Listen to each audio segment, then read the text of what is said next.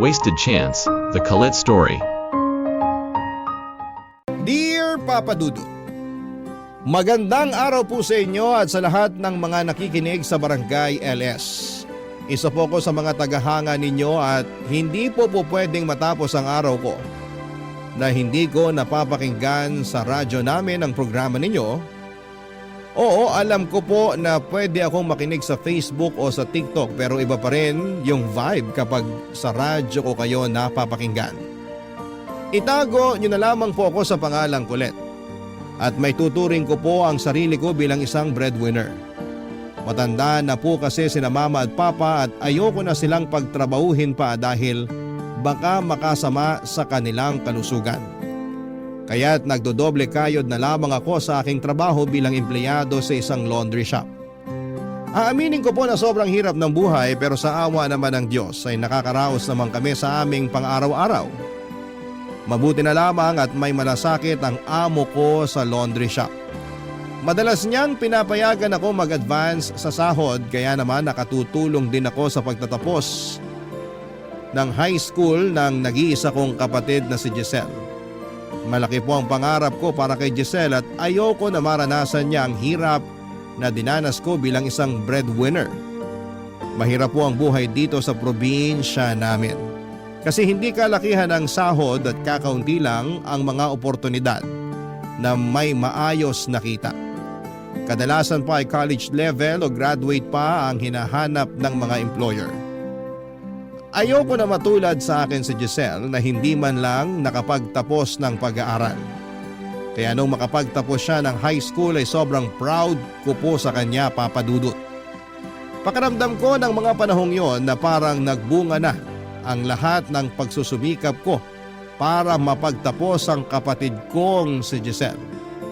Oo, aaminin ko na hindi naging madali ang pagpapaaral sa kanya. May mga pagkakataon na medyo lakwatsera siya at hindi pa rin maiwasan yung mga grades niya na pasang-awa. Pero sa kabila ng lahat ng yon, sa awa ng Diyos ay nakapagtapos pa rin siya ng high school. Mabuti na lang at nandyan ako para gabayan siya para ituwid yung mga pagkakamali niya at ipakita sa kanya kung gaano kahalaga ang pag-aaral. At syempre bilang isang proud na Pilipino ay hindi mawawala ang handaan pagkatapos ng graduation. Nangutang ako sa kaibigan ko para mapagdaos kami ng kaunting salo-salo.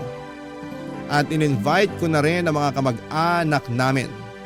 At sa mismong araw na yon ay nagkaroon kami ng pagkakataon na magkausap ni Giselle tungkol sa mga susunod niyang hakbang sa buhay niya, Papa Dudut.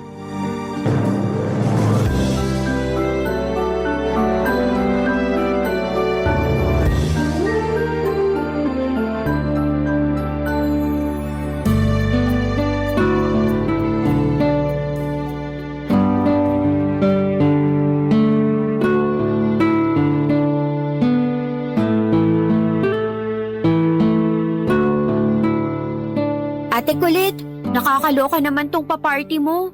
Kinailangan mo ba talagang imbitahan yung mga kamag-anak natin? Eh wala namang ambag yung mga yan sa buhay natin eh. Tingnan mo nga yung iba dyan oh, nakahanda na yung supot. Huy, hinaan mo nga yung boses mo. Mamaya may makarinig sa'yo. Ano ka ba? Hayaan mo na. Minsan lang naman to eh. At isa pa, proud na proud ako sa'yo. Kasi nakapagtapos ka na rin ng high school sa wakas. Kaya deserve mo tong handaan na to. Ay grabe kung makapagsalita ka naman. Parang wala kang bilib sa akin ah. Pero seryoso ate, thank you. Na-appreciate ko tong pa-party mo para sa akin. Pero utang na loob, sabihan mo yung mga yan na wag ubusin yung lechon. Kaya ka tumataba eh. Nga pala, ngayon na nakapagtapos ka na ng high school, ano nang balak mong gawin? Ay alam mo, kanina pa kita gustong kausapin tungkol dyan. Ano kasi,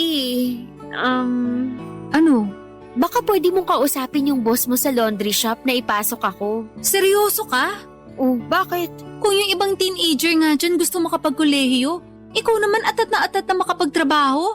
Ate, tingnan mo nga tong bahay natin. Butas-butas na yung kisame natin, oh. Niwala nga tayong pera pampaayos dyan eh. Pangkolehiyo ko pa kaya? Ang totoo niya, napaghandaan ko na yan eh. Wala kang choice. Mag-college ka. Seryoso? Ayaw mo? O sige, duwag. Siyempre gusto ko. At isa pa, napagdesisyonan ko na rin na sa syudad ka mag-aaral. Mas maganda kasi ang mga paaralan doon kumpara dito sa atin sa probinsya. At sigurado ako na mas mataas ang oportunidad mo na makakuha ng magandang trabaho kung doon ka magtatapos. Sigurado na ba yan, ate? Ito naman ang kulit. Ano ba? Wala ka bang kawala sa akin? Pinag-ipunan ko na yung pangkolehiyo mo. Thank you, thank you, thank you. Thank you talaga, ate. Pinapangako ko sa'yo na pagbubutihan ko yung pag-aaral ko. Promise mo yan, ha? Opo, thank you talaga. Ako nang bahala sa lahat ng gastusin mo. Pero wag na wag mo akong bibigyan ng sakit sa ulo, ha? Aba, syempre naman. Kailan ba kita binigyan ng sakit sa ulo? Naaalala mo pa ba nung nasuspend ka ng 2 araw kasi nag-cutting classes ka? Tapos may 1 beses pa na tinakbuhan mo yung... Ate naman, past is past, never discuss. Pinapangako ko po sa inyo na pagbubutihin ko na talaga sa college. Lalo na't sa syudad mo na ako papaaralin. Excited na ako. This is it na talaga. Nga pala, paano yung titirhan ko? Yan mismo yung dahilan kung bakit inimbitahan ko yung mga kamag-anak natin ngayon. Yung isa kasi sa kanila galing pa sa syudad at may paupahan sila dun. Galing syudad? Ang layo nun ah. Para din naman sa'yo to eh. Para may matutuluyan ka sa syudad kapag nag-college ka na. Pero seryoso ate, thank you talaga ha. Kasi simulat sa pool pa lang, hindi ka na nagsawa na alagaan ako. Ikaw na ata ang pinaka-the best na ate. Ay, alam ko na kung saan papunta tong usapan na to. Ikaw tigil-tigilan mo ko ha. Ate naman, pakinggan mo kasi muna ako. Di ba kakasabi ko lang sa'yo na pinaghahandaan ko na yung pangkolehiyo mo? Lalong-lalo na at sa syudad pa kita pag-aaralin. Ate naman kakarag-karag na kasi tong cellphone ko. Ayaw na gumana ng speaker. Kita mo na?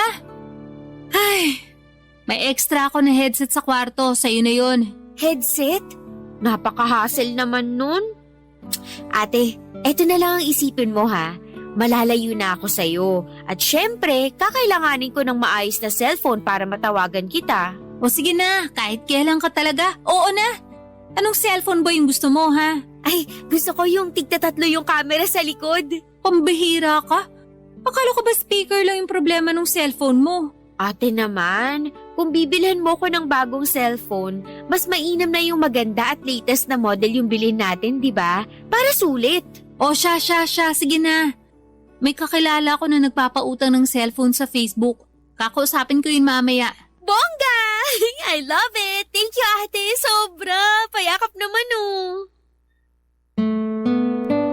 Siguro'y marami sa mga kabarangay natin ang iisipin na ambisyosa ako dahil gusto kong sa syudad pag-aralin ng kapatid ko. Pero hindi ko po maitatanggi na mataas talaga ang pangarap ko para sa kanya. Si Giselle ang nagsilbing inspirasyon ko para pagbutihin ko yung trabaho ko sa laundry shop. At sa kanya ko na rin gustong ibuhos lahat ng mga bagay na hindi ko man lang natamasa. At isa na doon ay ang magkaroon ng pagkakataon na makapagkolehiyo. Alam ko po na hindi magiging madali ang magpaaral sa kanya sa syudad. Oo, may ipon ako kahit papaano pero hindi ko alam kung aabot yung ipon ko na yon hanggang sa makapagtapos ng pag-aaral si Giselle. Pero sa totoo lang ay ipinagpapasa Diyos ko na lamang ang lahat. Kung kailangan kong mangutang para lamang matustusan ang pag-aaral ni Giselle ay gagawin ko. Bastang mahalaga sa akin, Papa Dudut, ay makapagtapos siya. Makahanap ng magandang trabaho at magtagumpay sa buhay para hindi na niya maranasan ang hirap na pinagdadaanan ko. Ilang buwan ang nakalipas at nagsimula na ang enrollment sa paaralan na papasukan ni Giselle. At syempre kinailangan na niyang lumuwas papunta ng syudad. Hinatid ko siya sa bus terminal at hindi ko na po napigilan ang sarili ko na umiyak. Aaminin ko na sobra akong nalungkot at mamimiss ko siya ng sobra. Pero alam ko na para din sa kanya itong ginagawa ko. Papadudot na ang igdasal ko lang sa mga oras na yon ay sana'y maging ligtas siya at maging maganda ang takbo ng pag-aaral niya. Laking pasasalamat ko rin sa kamag-anak namin at tumulong sa amin kasi binigyan kami ng discount sa paupahan at hindi na sila nanghingi pa ng advance payment at deposit para sa kwarto na kinuha ko para kay Giselle. Noong nasa bus terminal na kami ni Giselle, hindi ko na nga napigilan ang sarili ko na yakapin siya ng napakahigpit. Pero kailangan kong maging matatag, hindi para sa akin kundi para kay Giselle at sa kanyang magiging kinabukasan.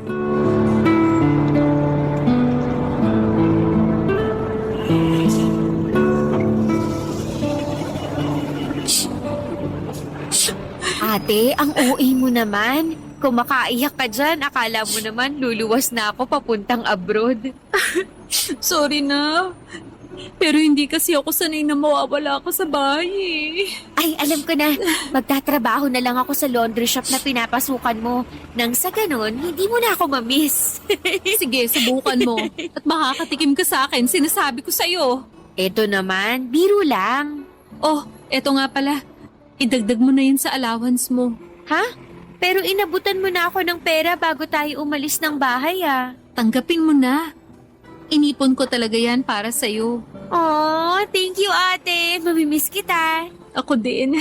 At saka yung cellphone mo, itago mo na mabuti yan ha. Baka mamaya manakawan ka pa. Kakautang lang natin sa cellphone mo na yan. Huwag kang mag-alala. Iingatan ko to. Bigay mo sa akin to eh. At saka yung kwarto mo nga pala dun sa boarding house na tutuluyan mo, nakahanda na yon. Wala ka nang poproblemahin kasi ako na mismo yung kumausap dun sa mga kamag-anak natin. At ako na mismo magpapadala ng pera sa kanila buwan-buwan para sa upa.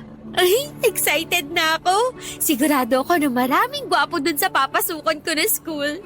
Hoy, wag kang magkakalat sa boarding house mo ha. At saka kung pwede, wag ka muna mag-boyfriend, okay? Mag-focus ka muna sa pag-aaral mo. Ang dami mo namang advice. Aalis na ako. Bye-bye. Hoy, anong bay? Wala pa nga yung bus na luluwas papuntang syudad eh. Hindi halata na excited ka ha? Ay nako, masisisi mo ba ako? Bagong chapter na to ng buhay ko.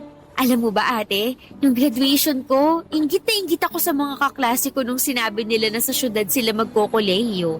Kasi akala ko wala na talaga akong pag-asa eh, na habang buhay na ako mabubulok dito sa probinsya natin. Pero no, kasi hindi ko akalain na may pasabog ka pala para sa akin. Alam mo naman na gagawin ko ang lahat para sa'yo, di ba? Pero wag ka masyadong mag-enjoy doon ha? Ipinapaalala ko ulit sa'yo na pupunta ka ng syudad para mag-aral, hindi para gumimik. Oo naman, alam ko na yun. Basta ate, ikaw na bahala kina mama at papa ha? Oo, wag mo silang alalahanin. Ako nang bahala dito. Basta pagdating mo ng syudad, magte-text ka sa akin ha? At saka, sigurado ka na ba talaga na education yung kukunin mong kurso? Of course! Kapag nakapagtapos na ako, kukuha ako kaagad ng board exam. Tapos mag-a-apply ako sa public school para bongga. Basta siguruhin mong desidido ka na sa kurso mo na yan, ha? Ay naku, alam mo ba? Yung anak ng kapitbahay natin hindi nakapagtapos ng kolehiyo. Bakit daw? Eh paano? Panireklamo daw na kesyo ayaw niya daw nung kurso niya hanggang sa dumating sa punto na nagsawa na siya. Ay nako, ibahin mo ako dyan kasi sigurado na ako sa education. At ate, pwede bang tigil-tigilan mo na yung kakachismis sa mga kapitbahay natin? Ay, yung isang kapitbahay natin, narinig ko na buntis daw. Ha? Sinong kapitbahay? Okay, Tams? Chismosa ka rin eh. Mamimiss na talaga kita ate. Payakap nga. Mabimiss din kita, sobra. Ay nga pala, bago ko makalimutan. Ipapadala ko na lang sa iyo bukas yung pera para sa enrollment mo, ha? Sige, pero siguraduhin mo na mapapadala mo yun bukas ha. Kasi maaga pa ako pupunta dun sa school para makapag-enroll. Oo, huwag kang mag-alala. Nag-cash advance na ako dun sa boss ko. Ibibigay niya na sa akin mamaya yung pera. Pasensya ka na kasi yung perang naiabot ko sa iyo sakto lang talaga para sa allowance mo. Eh akala ko ba may ipon ka? Bakit hindi ka nalang kumuha dun? Ano ka ba? Pag ginalo ko yun, ako sigurado ko mauubos agad yun. Hanggat maaari, pagtatrabahuhan ko na lang yung perang ibibigay ko sa'yo para hindi agad maubos yung ipon ko. Hindi ko babaliwalain tong sakripisyo mo para sa akin. Thank you talaga. I love you. I love you too. Mag-iingat ka doon, ha? Ay, nandito na ata yung bus na luluwas ng syudad. Tawagan o i-text mo ko pag nakarating ka na ng syudad, ha? Nako ate, huwag kang mag-alala. Tatadtarin ko ng mga text yung cellphone mo at papadalan din kita ng pictures. O sige na, sumakay ka na. Baka mahuli ka pa. Noong tuluyan nang umalis ang kapatid ko ay hindi ko na talaga inisip yung lungkot ko. Sa halip ay pinilit kong ituon ang isipan ko sa kung ano ang ginagawa ko para sa kapatid ko. Alam ko na lahat ng sakripisyo at hirap na pinagdadaanan ko ay para magkaroon siya ng mas maginhawang buhay. 4 na oras pagkatapos niyang umalis ay tumawag si Giselle at sinabi niyang nakarating na siya sa boarding house niya sa syudad. Ramdam ko ang excitement niya sa boses niya at sa mga pictures na paulit-ulit niyang pinapadala sa akin. Kitang-kita ko sa mga larawan ang tuwa niya sa mga bagong tanawin ng syudad. Kahit papaano ay natutuwa rin ako para sa kanya dahil kahit na hindi ko naranasan na makapag-aral sa syudad, alam kong magkakaroon siya ng oportunidad na hindi ko naranasan. Kinabukasan ay nakuha ko na rin ang cash advance ko mula sa boss ko. At noong pinadala ko ito, nagpunta kaagad si Giselle sa college kung saan siya mag-i-enroll. Aba Papa Dudut, mas lalo pa siyang na-amaze sa ganda ng school na papasukan niya. Hindi ko malilimutan yung mga tawanan namin habang tinutokso ko siya na huwag siyang magpapahalata na galing siya sa probinsya. Pero aaminin ko Papa Dudut na medyo nalubog ako sa utang ng mga panahong yon.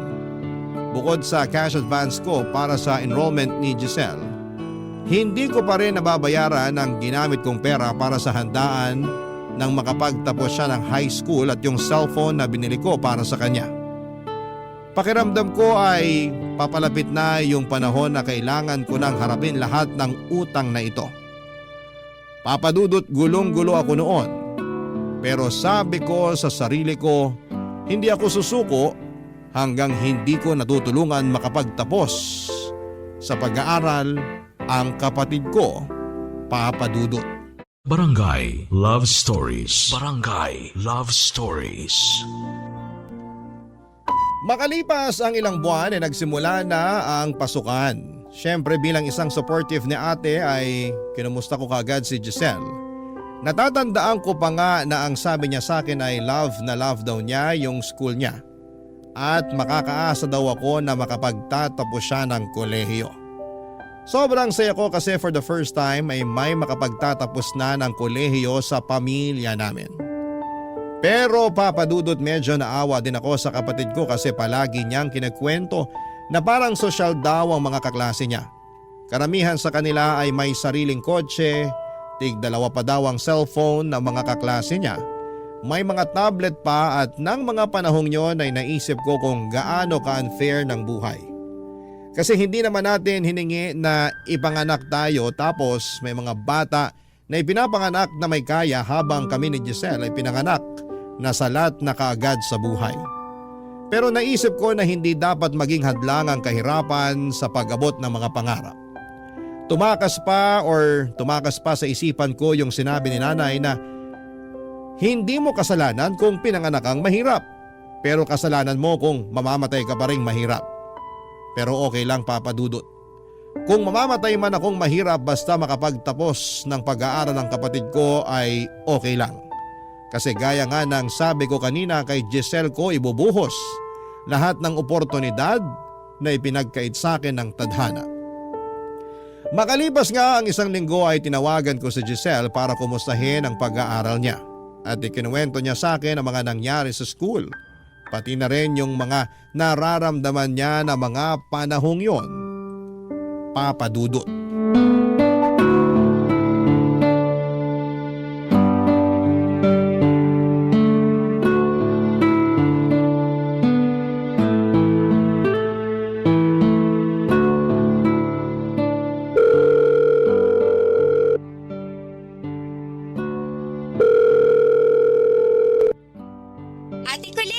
Hello, Giselle? Oh, kumusta ka na dyan? Eto, okay naman. Kumusta naman kayo ni na mama at papa dyan, ate? Ito, okay din naman. Yung pag-aaral mo dyan, kumusta? Ay nako ate, okay na okay. Alam mo ba, nung isang araw, ang taas nung nakuha kong score sa English quiz namin. Salamat sa Diyos. Basta ipagpatuloy mo lang yan, ha? Syempre naman. Na ikaw ang pinakaunang makakapagtapos ng kolehiyo sa pamilya natin. Nakaka-pressure naman yan. Mataas ang expectation ko sa'yo, Giselle. At siguraduhin mo lang na wala ka pang boyfriend, ha? Wala akong boyfriend, no? Pero aaminin ko na ang daming gwapo sa school ko. Ayan na nga bang sinasabi ko eh. Eto naman, sobrang arte. Para crush lang eh. Huwag ko lang talaga malaman na may jowa ka na. Kasi kapag, naku, maniwala ka sa akin, susugurin kita dyan. Ang OA ha. Pero sa tingin ko, hindi rin naman magkakagusto sa akin yung mga lalaki sa school na yun. O bakit naman? Hello, ang gagara kaya ng mga estudyante doon. Halos karamihan doon may mga sariling kotse. Tapos, yung mga gadget nila, ang lakas makasosyal. Naiinggit ka ba sa mga kaklase mo? Aaminin ko, oo, naiinggit ako. Paano ba naman kasi? Nag-aaral pa lang sila pero parang sumasahod na sila. Alam mo ba na ang laki ng allowance nila? Yung isang kaklase ko nga, binibigyan ata ng 25,000 kada linggo-linggo para sa budget niya. Tapos yung isa kong kaklase, nagpa-party nung nakaraang linggo. Pero hindi na nga ako nakapunta kahit invited ako kasi wala rin naman ako masusuot. Kasi hindi naman ako kagaya nila na kayang bilhin yung buong department store. Giselle, wag mo nang isipin yun. Oo, alam ko na sobrang unfair ng mundo. Kasi may mga tao na nakukuha nilang gusto nila nang hindi na pinaghihirapan. Pero tandaan mo pa rin na bilog ang mundo. Kaya sobrang importante na makapagtapos ka kung gusto mo rin matamasa yung mga natatamasa ng mga kaklase mo. Ay, kailan pa kaya yun mangyayari, no? Basta, tigil-tigilan mo na yung pagkukumpara mo sa sarili mo sa kanila. Hindi makakabuti yan sa'yo. Masisisi mo ba ako? Araw-araw ko kaya silang nakikita. Alisin mo na yung inggit sa katawan mo. Sinasabi ko sa'yo, madedepress ka lang. Sige na nga. Nga pala, yung cellphone na binigay ko sa'yo, okay pa ba? Okay na okay pa. Hindi nga halatang inutang natin to kasi ang lakas makasosyal ng cellphone na to. Mabuti naman kung ganun. Ingatan mo yan ha? Noted! Yung tinutuluyan mong boarding house, kumusta naman? Sa totoo lang, medyo maliit yung kwarto pero okay na siguro to. Kung tutuusin nga, sobrang swerte na natin. At nakuha ko pa yung kwarto na yan. Alam mo ba na ang daming estudyante na nagsisiksikan sa isang kwarto para lang makatipid? Habang ikaw solong-solo mo yung kwarto na yan. Mabuti na lang talaga at napakiusapan ko yung kamag-anak natin. Bongga ka dyan ate, iba pa rin talaga kapag may connections. Nakakakain ka rin ba ng maayos dyan? Oo naman, solve na ako sa isang tray ng itlog at mga delata. Tigilan mo nga yung mga kakatanong sa akin. Magkwento ka naman ate, kumusta ka na dyan? Kumusta na yung trabaho mo sa laundry shop? Ganun pa rin naman. Ay nga pala, may good news ako. Bibigyan ako ng increase ng boss namin sa laundry shop. Talaga? Nakakatuwa naman. Kung ganon, baka pwede mo namang dagdagan yung pinapadala mo sa akin na allowance. Alam mo na, share your blessings. Ano ka ba naman, Giselle? Hindi ko pa nga nababayaran ng buo yung cellphone mo eh. Ang dami mo namang arte. Ay, hindi ate, kumalma ka dyan. Sigurado ako na madadagdagan mo rin yung pinapadala mong allowance sa akin kasi marami ang magpapalabas sa'yo. O, di ibig sabihin nun, tataas na naman ulit ang sahod mo at pagkatapos niyan, marami ka na rin kikitain. Alam ko na rin na pagpapalain ka ng Diyos kasi mabait ka na ate. Nambola pa. O siya, sige na, susubukan ko. The best ka talaga, Ate Colette. I love you. I love you too. Ay nga pala, maliligo na ako kasi sobrang lagkit ko na. Ang init-init pala dito sa syudad. Pero sigurado ako na masasanay din ako dito. O sige, basta i-update mo na lang ako ha. Sureness! Sige na, bababa ko na to. Ingat ka dyan. Mwah! Aaminin ko po na noong mga panahon na yon ay nahirapan akong makarelate kay Giselle. Kasi dito sa probinsya ay simple lang ang buhay namin. Walang masyadong luho at hindi din maporma ang mga tao dito. Siguro nga ay ganyan talaga kapag galing ka sa probinsya at bigla kang pumunta sa syudad. Malaki ang magiging pagkakaiba. Kunwari, yung mga anak na mga mayayamang negosyante malamang sa syudad din nag-aaral. Kaya naman hindi maiwasan ni Giselle na mainggit sa kanila. Pero lagi ko pa ring pinapaalala sa kanya na hindi niya dapat pagtuunan ng pansin ang mga bagay na wala naman siya. Sinasabi ko sa kanya na imbis na mainggit ay gawin niya na lamang na inspirasyon ang mga kaklase niyang mayaman para mas lalo pa niyang pagbutihin ang kanyang pag-aaral. Kahit na paulit-ulit kong pinapaalala sa kanya yon, may mga panahon pa rin na hindi ko talaga siya kayang tanggihan. Kaya nagsimula na rin akong dagdagan yung allowance ni Giselle tulad ng pinangako ko sa kanya noong nagkausap kami. Kapatid ko pa rin siya at ayoko siyang makita na malungkot. Masaya din ako kasi nakita ko sa Facebook niya na marami na siyang kaibigan sa eskwelahan. At palagi ko ding sinasabi sa kanya na okay lang na makipagbarkada basta wag niyang kalimutan ang pinakamahalagang bagay, ang mag-focus sa pag-aaral. Mukhang tinanggap ni Giselle ang mga payo ko kasi parati naman niyang ibinabalita sa akin na mataas sa mga grades niya sa mga schoolwork niya. Pero papadudot habang dahan-dahan kong binabayaran ang mga utang ko. Tumawag si Giselle at may mga sinabi siya na lalong nagdagdag sa bigat ng mga iniisip ko, papadudot.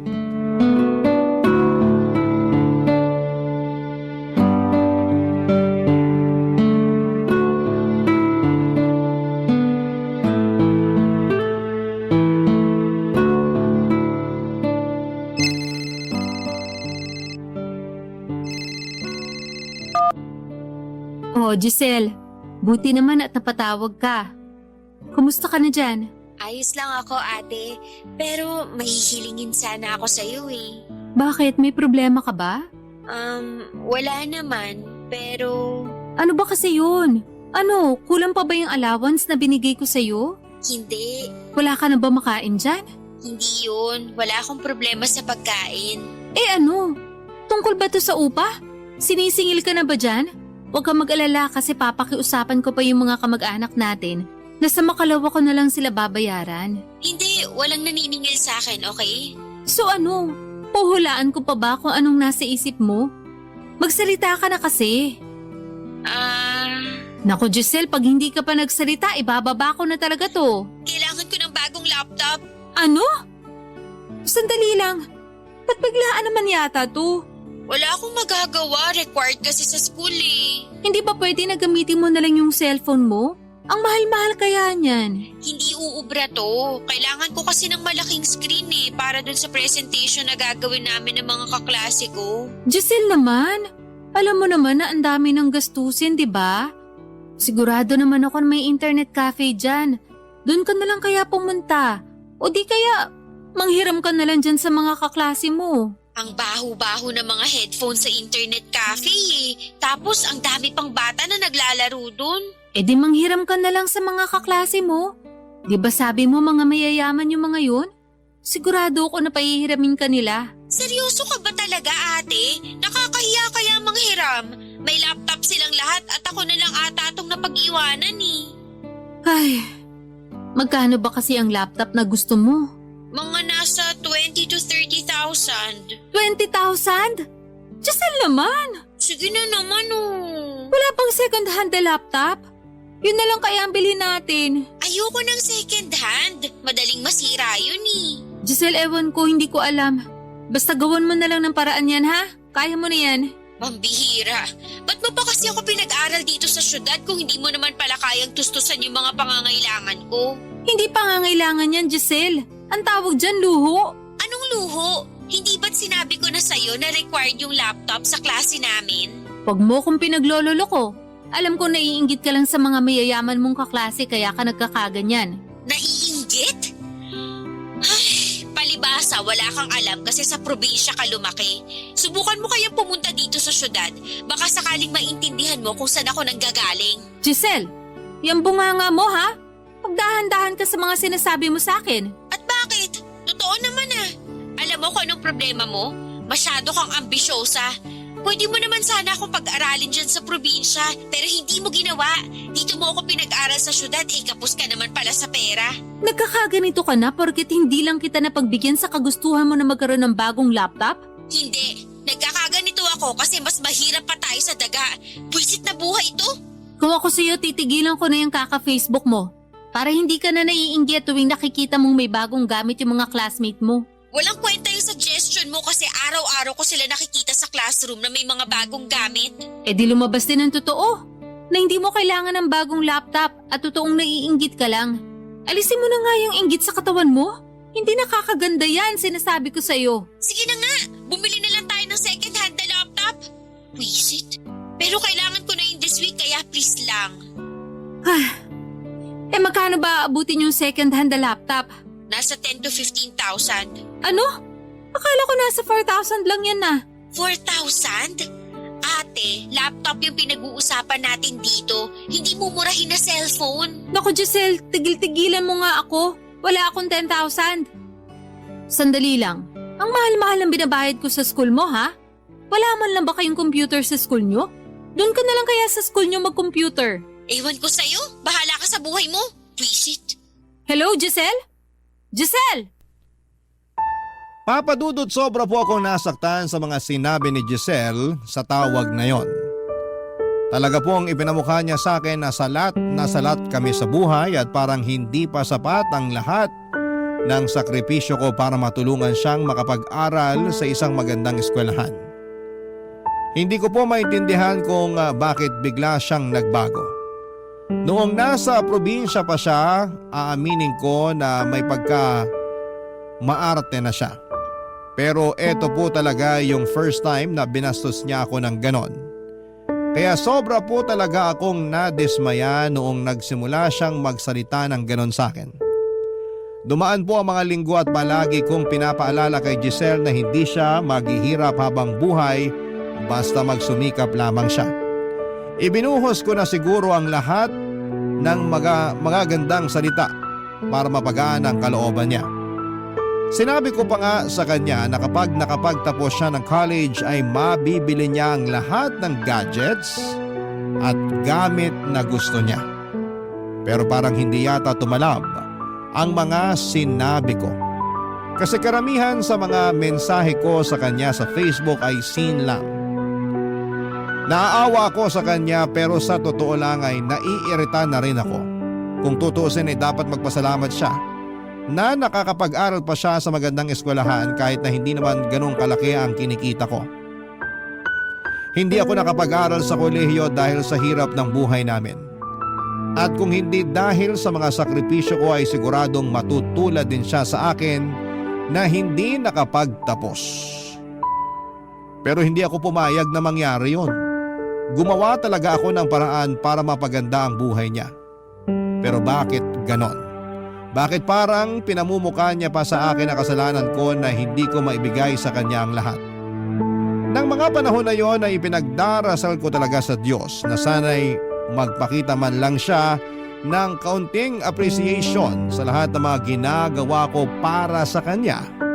Papa Dudut. Barangay Love Stories. Barangay Love Stories. Habang patuloy ko pong sinisini Giselle ang mga chat ko sa kanya, ay patuloy ko pa rin ginagawa ang mga responsibilidad ko bilang ate niya. Nagpapadala pa rin ako ng allowance at ng pang-tuition fee niya. Pero ang nakakapanlumo ay simpleng thank you lang po ang natatanggap ko at hindi na siya masyadong nagchat-chat sa akin. Hindi na rin siya tumatawag at tuwing tinatawagan ko siya ay hindi niya sinasagot ang cellphone niya. Sobra akong nag-worry para sa kapatid ko, Papa Dudut. Ang masakit pa niyan, nasa probinsya po ako at 4 na oras ang layo ng lugar namin sa syudad. Kaya mas lalo akong nababahala. Tuwing tinatanong ko siya kung kumusta na nga ba siya at ang pag-aaral, ang sagot niya lamang ay simpleng okay lang. Hindi na katulad ng dati na detalyado niyang kinukwento ang lahat ng nangyayari sa kanya. Lumipas po ang ilang linggo at may nangyari pong hindi ko po talaga inaasahan. Natanggal po ako sa trabaho ko sa laundry shop dahil napagbintangan ako ng isang customer na ninakaw ko daw ang pera na nakalagay sa jacket na pinalabhan niya. Kahit na hindi ko naman po talaga ninakaw o kinuha yung pera. At ang mas masakit pa po ay pinanigan ng boss ko yung customer. Kaya nawalan po ako ng trabaho. Sobra po akong nabigla at nalungkot ng mga panahong yon dahil bukod sa mga utang ko, sigurado kong hindi magtatagal yung perang naipon ko. Kaya naisip ko na siguro mas mabuti kung sa syudad na lamang ako magtrabaho dahil di hamak na mas mataas ang sahod doon. At sumang-ayon naman ang mga magulang ko sa plano ko. Makalipas ang ilang araw ay nag-decide po akong pumunta sa boarding house ni Giselle. Hindi na po ako nag-chat o tumawag para sabihin na pupunta ako. Kasi ako rin naman po ang nagbabayad sa boarding house niya. Aaminin ko po na medyo umira lang pride ko dahil bihira na siyang mag-chat sa akin. Kaya hindi ko na rin po sinabi sa kanya na pupunta ako, Papa Dudut.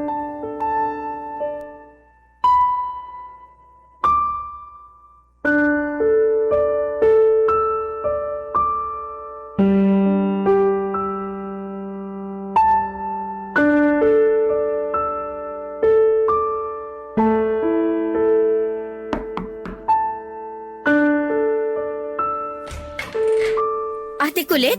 Oy, ba't parang nakakita ka ng multo? Ba't nandito ka?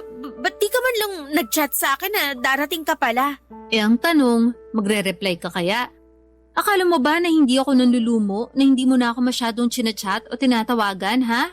Sorry na, busy lang ako sa school, yun lang yun. Ay nako, tigilan mo nga ako, Giselle. Alam ko nagtatampo ka pa rin sa akin kasi hindi kita napagbigyan sa laptop na gusto mong bilhin nung nakaraan. Ano ka ba? Wala na yun. Talaga lang ha? O ano, hindi mo ba ako papapasukin sa kwarto mo? Pumasok ka. Ate, yung tanong ko hindi mo pa sinasagot. Anong ginagawa mo dito? Sinibak ako sa trabaho. Paano nangyari yun? Pinagbintangan ako ng isang customer na ninakaw ko daw yung pera sa jacket na pinalaban niya. Tapos tong bus ko, hindi man lang ako pinaniwalaan na wala talaga akong kinalaman sa pagkawala ng pera ng customer na yun.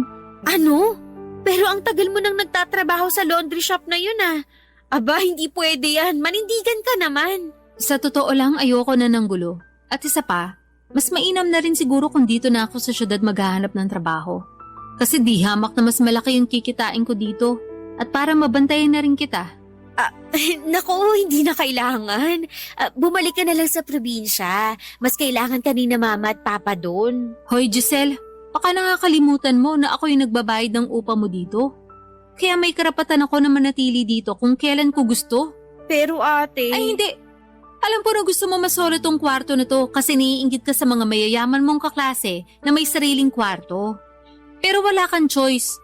Kasi kailangan ko makahanap agad ng trabaho dito sa syudad para matustusan ko yung mga pangangailangan mo. Sige na nga. Siya nga pala, yung pag-aaral mo, kumusta naman? Okay lang, ganun pa rin. Boring. Anong ibig mong sabihin na boring, ha? Ate naman, ang kulit mo rin eh. Kakarating mo pa lang dito pero ang dami mo ng tanong. Hindi pa nga ako nakaka-move on na bigla-bigla ka na lang sumusulpot dito. Giselle, umamin ka nga sa akin. May boyfriend ka na ba? Kaya ka ba nagkakaganito kasi mas inuuna mo na yung pagkakaroon ng jowa kaysa sa pag-aaral mo, ha? Wala akong boyfriend, ano ba? Pwede siguraduhin mo lang. Kasi kapag nalaman ko na may boyfriend ka, makakatikim ka na talaga sa akin. Ang kulit mo naman eh. Sinabi na ngang wala, di ba? Mabuti naman at nagkakaintindihan tayo. Nga pala, may dala akong banig para solo mo pa rin yung kama. Dito na ako sa baba matutulog. Tapos, ilalagay ko na itong mga damit ko sa drawer mo, ha? Ano ba tong drawer mo? Ba't ang hirap buksan? Ate, sandali lang. Ayan. Sandali lang. Ano to? Wala, libro ko lang yan sa school. Talagang gagawin mo pa akong tanga? Laptop to eh. Saan mo nakuha yung pambayad dito, ha? Bakit ka may laptop? Kailan mo pa nabali to? Galing yan sa perang pinapadala mo sa akin, sa allowance ko. Huwag mo nga akong pinaglololo ko. Mukhang mamahalin to ah. Oo na, sige na, aaminin ko na. Inutang ko sa online yung laptop na yan. Napakatunta mo talaga. Lubog na nga ako sa utang tapos dadagdagan mo pa? Kung tutuusin, pera ko rin naman ang ginagamit mo pambayad dyan eh. Hindi ka pa talaga nag-iisip, ha? Ate, kumalma ka nga. Napakinabangan ko din naman yan ah. Kung hindi dahil sa laptop na yan, malamang marami na akong subjects na nabagsak. Sige Giselle, pagbibigyan kita. Babayaran ko tong laptop mo. Pero huli na to ha. Huling-huli na. Sobrang sakit po at nakakapanlumo na nagawa kong paglihima ng sarili kong kapatid. Alam ko po na may mga pagkakataon na naiinggit siya sa mga tao na mas maganda ang kalagayan sa buhay. Pero hindi ko inisip na darating siya sa punto na mangungutang siya para lamang makakuha ng mga bagay na gusto niya. Sobra po ko na-disappoint. At mabuti na lamang po at magkasama na kami ngayon sa boarding house para kahit papaano ay mabantayan ko siya. Sinubukan ko rin po maghanap ng trabaho sa syudad, Papa Dudut, pero karamihan po ng mga trabahong mataas ang sahod ay naghahanap ng college graduate o kaya naman ay college level. Pero dahil sa pagpupursige ko ay nakakita rin ako ng trabaho sa isang local na department store kung saan ang kailangan lang ay high school graduate. Sinabi po ng manager na pwede na akong magsimula sa susunod na linggo. Ibig sabihin noon ay meron pa akong isang linggo na walang ginagawa sa boarding house bago ako magsimula sa trabaho. At tungkol naman po kay Giselle ay unti-unti po ako nagtataka kasi napapansin ko na parang wala siyang pakialam. Panay kasi ang pindot niya ng snooze tuwing kailangan na niyang bumangon para pumasok sa eskwela. Doon po ako nagsimulang mag-alala na baka nagka-cutting class na naman siya tulad ng ginagawa niya noong nasa high school pa siya. Kinompronta ko po si Giselle tungkol dito at ang sabi niya sa akin ay wala daw akong dapat na ipag-alala kasi kahit may mga pagkakataon na nalilate siya sa klase, pasado pa naman daw yung mga subjects niya. Aaminin ko na kahit na gano'n ay sobrang disappointed pa rin ako sa kanya. Pero medyo gumaan din naman ang pakiramdam ko lalo na noong sinabi niya sa akin na wala siyang bagsak na mga subjects. Sobra pong nakakapanibago na nakatunganga lamang ako sa boarding house kasi hindi talaga ako sanay na walang ginagawa. Pero siguro mas mabuti na rin po ito kasi parang naka-leave ako ng isang linggo bago ko simulan ang trabaho ko sa department store kung saan ako natanggap. Isang gabi habang nararamdaman ko yung inip sa boarding house, naisipan kong mag-ayos at linisin ng maigi yung kwarto namin ni Giselle. Gusto ko sanang gawing productive ang oras ko kaya sinimulan ko ang paglilinis habang nasa dirty kitchen si Giselle. Pero hindi ko talaga ine-expect na sa mismong araw na yon, madidiskubre ko ang isang bagay na matagal nang itinagong sikreto sa akin ng sarili kong kapatid, Papa Dudut.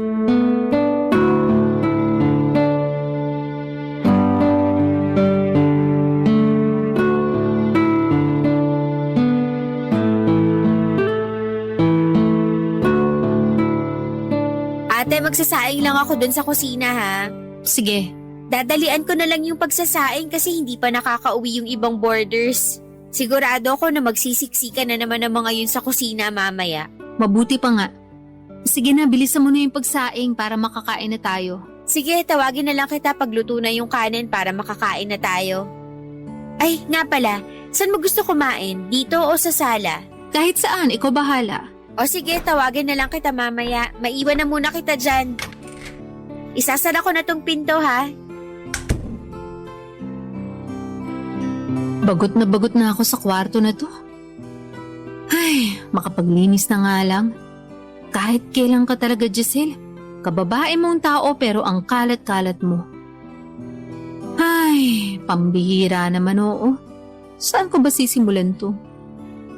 Dito na lang siguro sa ilalim ng kama. Mukhang maalikabok na eh. Ano ba yan? Ang dumi? Sandali lang. Bakit may kahon dito? Mabukusan nga. Nga pala, nakalimutan kong itanong sa'yo. Ba't hawak mo yan ha? Magpaliwanag ka. Ba't ang daming gadgets sa kahon na to, ha? Saan galing to mga to? Pinahiram lang sa akin yung mga yan. Isusuli ko rin. Magsasalita ka o magwawala ako dito sa boarding house. Huwag mo akong susubukan. Sumagot ka. Maniwala ka naman sa akin oh. Pinahiram lang sa akin yung mga yan. Talaga ba? Tingnan mo nga ang laman ng kahon na to. May cellphone, MP3 player, tablet at digicam. Giselle, magsalita ka. Kung hindi iahampas ko ang lahat ng to sa pagmumukha mo. Isa! Oo na, hindi sa akin yan. Anong ibig mong sabihin, ha? Ninakaw ko yan sa mga kaklase ko. Ninakaw ko yan sa kanila kasi nanunuot sa buto yung inggit ko sa kanila. Hayop ka! Ginawa ko lahat para sa'yo. Nalugmok ako sa utang at nagpakahirap ako sa trabaho para lang matustusan yung pag-aaral mo. Tapos pag nanakawan mo lang pala yung mga classmates mo, ha? Bakit ate? Masisisi mo ba ako? Kung tutuusin, kasalanan mo rin to kasi pinag-enroll mo ako sa mamahalin na eskwelahan. Napaka-inggitera mo! Tapos ngayon, kasalanan ko pa, ha? Ang babaw mo, Giselle! Ang babaw mo! Mababaw na ako, mababaw. Pero sa tingin mo ba hindi ako nahihirapan na hindi ako nakakasabay sa mga kaklase ko? Tuwing nakikita ko sila, pakiramdam ko para akong sinumpa ng Diyos kasi pinanganak tayo na mas mahirap pa sa daga. Naririnig mo ba yung sarili mo? Anong klaseng pangangatwiran yan, ha? Tatapusin na natin tong kalokohan na to. Bukas na bukas, pupunta tayo sa school mo. Tapos isusoli mo yung mga ninakaw mo sa mga classmate mo at hihingi ka ng tawad sa kanila. Sorry pero hindi ko na magagawa yun. Pinaninindigan mo ba talaga yung pagiging magnanakaw mo, ha? Hindi ko na masusoli sa kanila yan kasi hindi na ako pumapasok. Anong sinabi mo?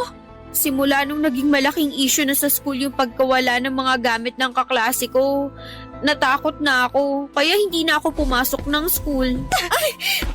Ate Juliet, tama na please. Sinira mo yung pangarap ko sa'yo. Sa mga borders, naririnig nila tayo. Nahihiya ka sa mga borders, pero sa akin hindi ka na nahiya. Sinayang mo lahat ng pagod ko. Lahat ng sakripisyo ko, lahat ng paghihirap ko. Sinayang mo yun dahil napaka-materialistic mo. Sakim ka, ganid! I'm sorry, patawarin mo na ako. Hindi ko na uulitin, promise. Talagang hindi mo na uulitin. Kasi hindi na kita pag-aaralin. Alam kong nagkamali ako, pero kailangan mo ba talaga akong parusahan ng ganito? Ang kapal na mukha mo para magpa-victim. Kung may biktima man sa ating dalawa, ako yun. Napakalaking kahihiyan nitong ginawa mo, Giselle. Ate, luluhod ako sa harapan mo kung kinakailangan. Patawarin mo lang ako, parang awa mo na. Ayoko na, Giselle. Sagad na yung pasensya ko sa'yo. Isusoli mo to mga ninakaw mo, pero itong tatandaan mo. Simula sa araw na to, wala ka na maaasahan na kahit anumang tulong galing sa akin.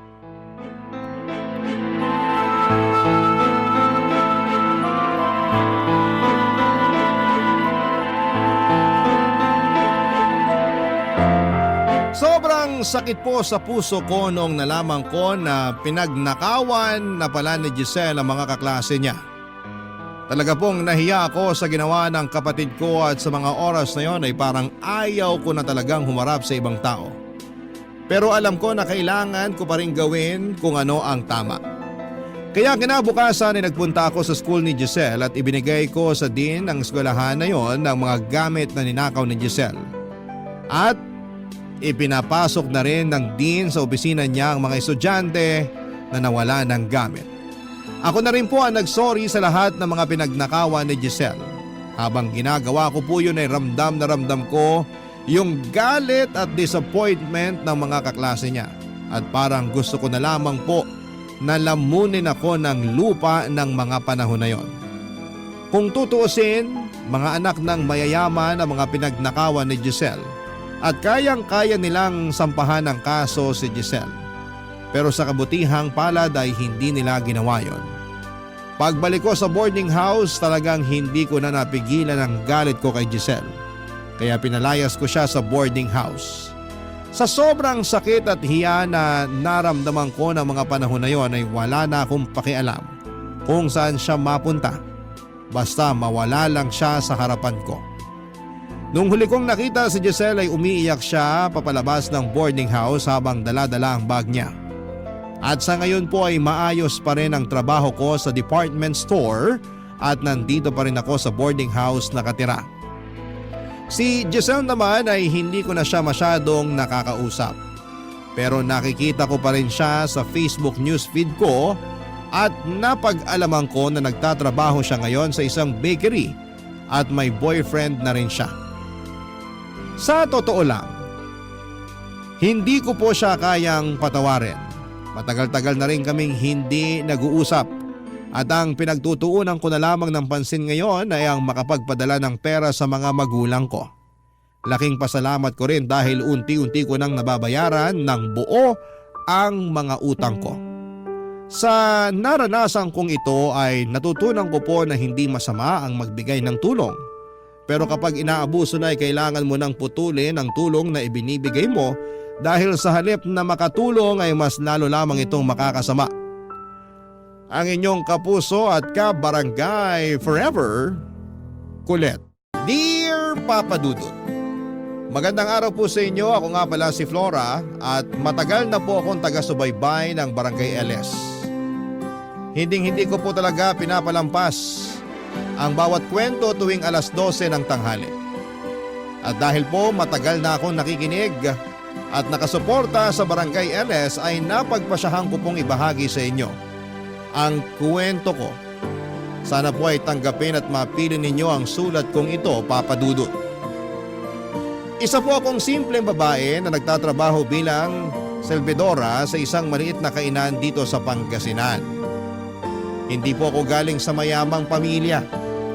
Pero sa awa ng Diyos, kahit papaano ay may naipundar naman na maliit at simple na bahay yung mga magulang ko. At noong makapagtapos ako ng high school ay napilitan akong magtrabaho para matulungan ng mama at papa ko.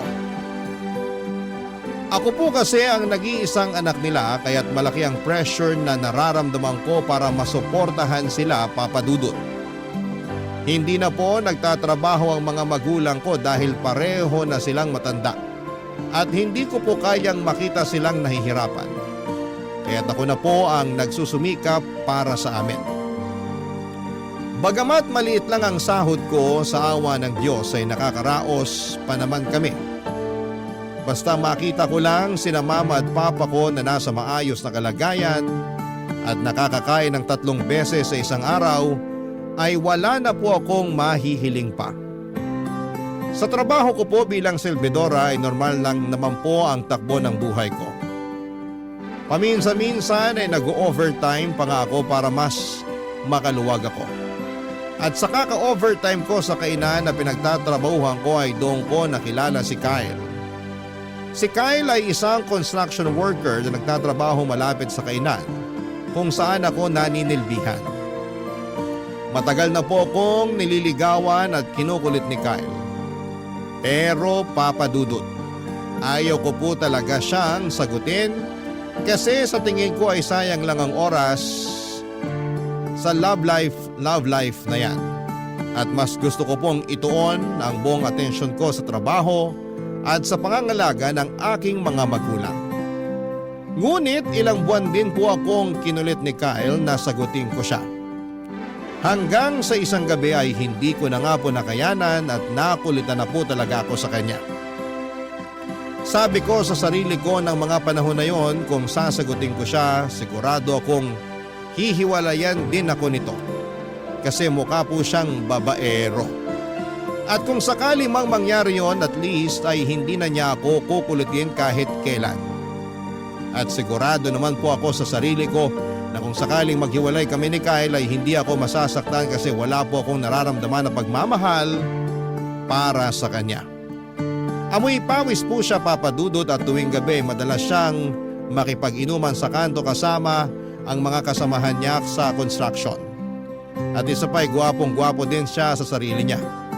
Ngunit dahil maliit lang po ang lugar namin, kahit na anong gawin kong pag-iwas sa kanya ay talagang palaging magkukrus ang landas naming dalawa ni Kyle, Papa Dudut.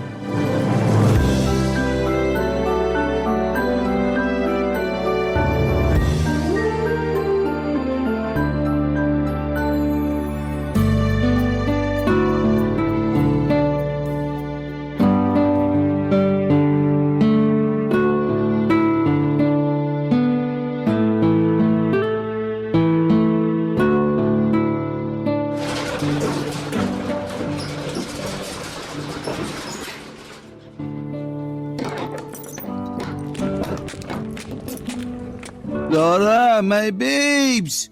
Sabi ko na nga ba, dito lang kita mahanap eh. Diyos ko, Kyle. Nakainom ka na naman no. Gabing-gabi na oh. Umuwi ka na nga sa inyo. Alis na Yasyo. Doon ka na nga. Ano ba kasing ginagawa mo dyan? Bulag ka ba? Malamang ako ang napag-utusan na magsara nitong kainan. Eto naman, ang sungit-sungit mo talaga sa akin. Halika nga muna dito. Wag kang lalapit sa akin. Sigurado ako na amoy alak at pawis ka na naman. Ang arte mo naman, my babes. Tigilan mo na nga yung kakatawag sa akin ng my babes, kadiri. Grabe ka naman sa akin. Pero alam mo, kahit masungit ka, Ang ganda mo pa rin. Tapos na ako dito, uuwi na ako. Diyan ka na nga. Uy, sandali lang. Ano? May papakiusap sana ako sa'yo eh. Laura, alam mo naman na matagal na akong may gusto sa'yo, di ba? At alam mo naman na matagal na rin kitang nililigawan. Kaya parang awa mo no. Sagutin mo na ako. Ay nako, itulog mo na lang yan. Sigurado akong lasing ka lang. Uy, hindi ah. Kaya nga ako uminom eh. Para magkaroon ako ng lakas ng loob para sabihin ang tunay na nararamdaman ko para sa'yo. Ibang klase ka rin ano? Ginawa mo pa talaga akong dahilan. Gabi-gabi ka namang umiinom. Paano mo alam? Pinagmamasdan mo ako? Aminin mo na, may gusto ka rin sa akin oh. Ang kapal ang mukha mo. Kilabutan ka nga sa mga pinagsasasabi mo.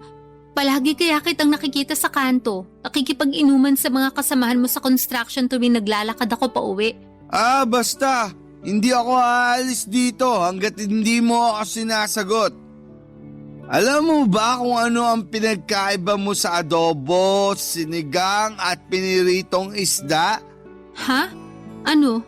Lahat ng yun, natikman ko na. Ikaw na lang ang hindi. Napakabastos mo naman! My babes, ang sakit na.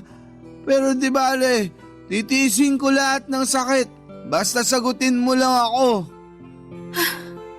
May pick-up line din ako para sa'yo. Eto, makinig ka. Alam mo bang hindi tayo tao? Hindi tayo pagkain? Hindi rin tayo lugar? Sabi ko na nga ba eh. May gusto ka rin sa akin. Narinig ko na yan. Bakit? Kasi bagay tayo? Mali. Kasi hayop ka. GGSS ka rin ano? Aray, mas masakit pa ata yun kesa sa sampal mo. At saka, ano yung GGSS? Gwapong-gwapo sa sarili. Ha? Tabi nga dyan, uuwi na ako. Oh, ayan. Kyle, ano ba? Tumayo ka nga dyan, nakakahiya. Baka mamaya may makakita pa sa'yo. Sagutin mo na ako, parang awa mo na. Ang sakit-sakit na ng tuhod ko. Oo, sige na. Tumayo ka na dyan. Ano? Oo na, sinasagot na kita. Sa wakas! Thank you! Payakap nga! Hoy! Bago mo ko yakapin, maligo ka muna. Sa amoy mong yan, hindi niya yata tatalab yung sabon sa'yo. Subukan mo kayang gumamit ng laundry detergent. Baka sakaling gumana pa. Wala akong pakialam. Kahit buong magdamag mo pa akong tarayan. Basta, masaya ako na sinagot mo na rin ako sa wakas. Bumalik ka na nga dun sa mga kainuman mo. Uuwi na ako kasi sigurado akong hinahanap na ako ng mga magulang ko. Basta, aabangan kita dito bukas ng gabi ha. Hay nako, para may pakinabang ka, dito ka na rin kumain bukas para may benta kami. Makakaasa ka, my babes. Utang na loob, tigilan mo na nga yung kakatawag sa akin ng my babes. Napaka-jejemon mo. O sige, mahal na lang. Bahala ka dyan, goodbye. I love you, mahal! Hay nako Papa Dudut, hindi ko na natiis yung kakulitan ni Kyle at dumating na rin ang araw na sinagot ko na siya. Ang totoo niya, nakala ko ay hindi siya seryoso sa akin pero nagkamali ako kasi araw-araw niyang pinaparamdam sa akin na mahal niya ako. At in fairness na lang din sa kanya kasi simula nung sinagot ko siya ay araw-araw na siyang naliligo at hindi na siya amoy pawis. Araw-araw na din niya akong dinadalaw sa kainan na pinagtatrabahuhan ko. Nakakahiya mang aminin pero lumipas sa mga buwan at nararamdaman ko na nahuhulog na rin ang loob ko kay Kyle. Oo, nung unay naiingayan at naalibat-baran ako sa kanya. Pero noong naging kami na ay mas nakita ko ang seryoso at determinado niyang side. Kahit yung mga katrabaho ko sa kainan ay nagulat din daw sa pagbabago ni Kyle kasi hindi na rin siya ganong kadalas makipag-inuman sa mga kasamahan niya sa construction.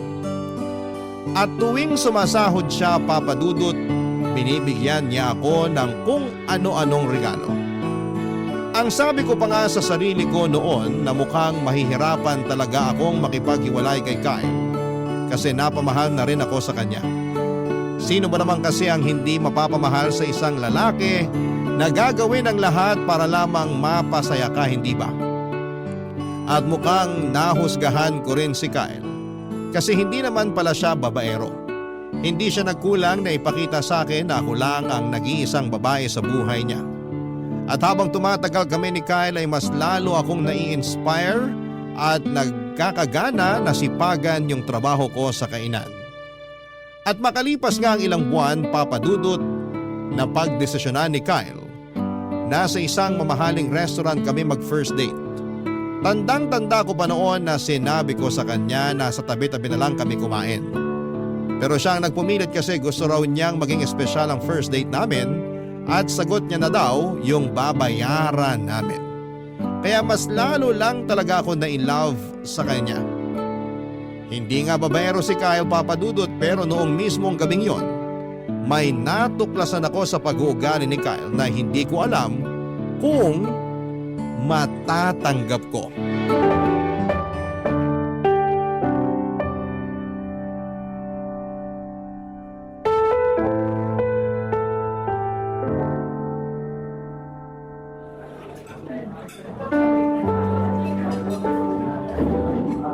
Mahal, salamat talaga at dito mo ko dinala ha.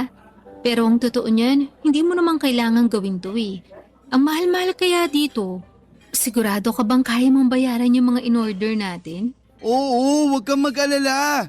May dala naman akong pera. Pinag-ipunan ko talaga tong first date natin. Uy, ba't mukhang naiinis ka? May nagawa ba ako masama? Wala. Nabibwisit lang kasi ako sa waiter na kumuha ng order natin. Ha? Bakit naman? Lalamya-lamya kasi. Parang bading. Hoy, hinaan mo nga yung boses mo. Baka may makarinig sa'yo. At bakit? Totoo naman ah. At isa pa, 15 minutes na tayong naghihintay sa in-order nating pagkain. Siguro kung hindi bading yung waiter natin kanina, malamang kanina pa nakarating dito yung pagkain natin. Ano ba nangyayari sa'yo ha? Ba't mo pinagdidiskitahan yung waiter? Ang dami mo kayong in-order kanina kaya malamang matatagalan talaga sila. Ay, umalis na lang kaya tayo dito. Maghanap na lang tayo ng ibang restaurant. Tumigil ka nga. Sigurado akong niluluto na yung in-order natin. Maghintay ka na lang dyan. Kung alam ko lang na ganito yung magiging kahihinatnan ng lahat ng to. Sana hindi na lang tayo dito nagpunta. Alam mo, naninibago ako sa'yo. Ngayon lang kita nakitang ganito kagalit. Umamin ka nga. Ano ba talaga ang problema, ha? Wala. Sige na, sabihin mo sa akin. Kasi kung kikimkimin mo yan, mas lalo ka lang magagalit. Sinabi na nga wala eh. Kung hindi mo ako kakausapin na maayos, aalis na lang ako. Ipa-take out mo na lang yung mga in-order natin pagkain. Mahal, sandali lang. Wag, umupo ka muna. Sige na, sasabihin ko na sa'yo. Magsalita ka na kasi para hindi ka na nagagalit ng ganyan. Oo na. Ay, galit ako sa mga bakla. Nandidiri ako sa kanila. Diyos ko naman, Kyle. Ba't ka naman magagalit sa kanila? Wala naman silang ginagawang masama sa'yo. At isa pa, mga tao lang din sila katulad natin. Mali. Nandidiri ako tuwing nakakakita ako ng mga katulad nila. Wala na silang ibang ginawa sa lipunan kung hindi ang magkalat. Umahis ka nga. Napaka mapanghusga mo naman. Eh bakit? Totoo naman ah. Nababad trip ako tuwing naririnig ko sila na nagsasalita. Nasisira ang araw ko tuwing tumatawa sila. Ayoko silang nakikita sa paligid. Alam mo, sobra ako nanghihinayang. Nangihinayang ka saan? Diyan sa mga sinasabi mo. Oo, aaminin ko na nahulog na ang loob ko sa'yo. At kaya ako nasasaktan ng ganito kasi nagmumukha kang tao na ayaw kong mahalin. Ba't ba kamping-kampi ka sa mga bakla na yan ha? Sabihin mo nga sa akin, babae ka ba talaga? Baka bakla ka rin ha? Sumusobra ka na ha? Napakabastos mo. Nagkamali yata ako na sumama pa ako sa'yo. Aalis na ako. Baka kung ano pa masabi ko sa'yo. Flora, mahal! Sandali lang! Ano? Halika na, bumalik na tayo sa loob. Bumalik ka doon at kumain ka mag-isa mo? Nawala na ako ng gana. Sorry na talaga. Hindi ko sinasadya yung sinabi ko sa'yo. Nagbibiro lang naman kasi ako eh. Ito lang ang sasabihin ko sa'yo, Kyle. Yung galit at pagkamuhi mo sa mga bakla, Yan mismo ang sisira sa'yo. Pasensya ka na talaga. Ewan ko ba, bata pa lang kasi ako. Nandidiri at naiinis na kasi ako sa kanila. Pwes hindi ka na bata. Alam mo na ang mali at tama. Matuto kang kontrolin yung mga emosyon mo. Lalong-lalo na kung wala namang ginagawang masama sa iyo yung tao. Oo na. Halika na, bumalik na tayo sa loob. Ipangako mo muna sa akin na magbabago ka na. Ha? Sinasabi ko sa'yo, kung hindi mo susubukan magbago, hihiwalayan kita. Oo, sige na. Susubukan ko para sa'yo. Huwag mong gawin to para sa akin. Gawin mo to para sa sarili mo. Oo na, pangako yan. Promise. Halika na. Sobra akong nagulat ng gabing yon, Papa Dudut. Hindi ko nga akalain na ang jowa ko na akala ko'y mabait at seryoso ay may matinding galit pala sa mga bakla o yung tinatawag nila na homophobic. Ang mga katulad ni Kyle ang dahilan kung bakit marami sa mga kababayan natin sa LGBTQ+ community ang nahihirapang magpakatotoo sa sarili nila. Marami sa atin ang lumaki na may mga maling paniniwala at stereotypes na ipinapasok sa ating isipan. Kaya't nagiging mahirap para sa iba na tanggapin at yakapin ang pagkakaiba-iba ng bawat isa. Lalo na sa usaping sexual na oryentasyon. Alam ko, Papa Dudut, dahil may pinsan ako na bakla na palaging kinakawawa ng papa niya. Kahit matalino at mabait ang pinsan ko na yon ay hindi ito nakita ng tatay niya. Kaya madalas siyang umiiyak at lumalapit sa akin kapag siya ay pinagmamalupitan ng tito ko. Awang-awa ako sa pinsan ko na yon kasi hindi lang siya sa bahay nakakaranas, Papa Dudut, ng diskriminasyon, kundi pati na rin sa eskwelahan.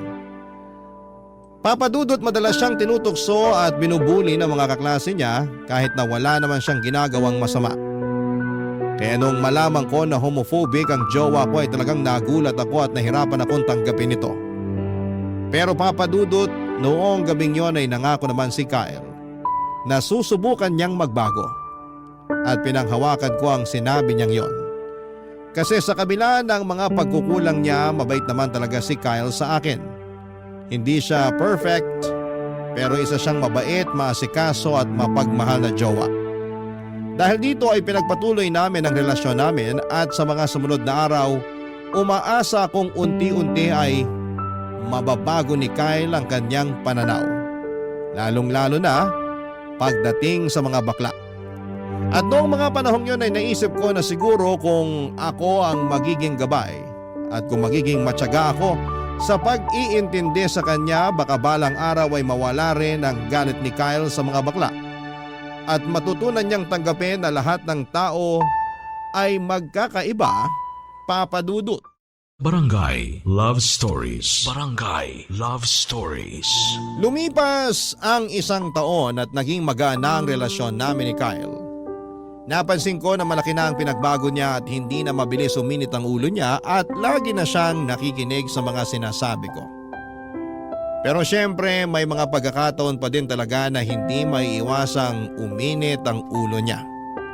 Pero patuloy ko na lang siya na pinagpapasensyahan kasi nag-improve na din naman siya kahit papaano.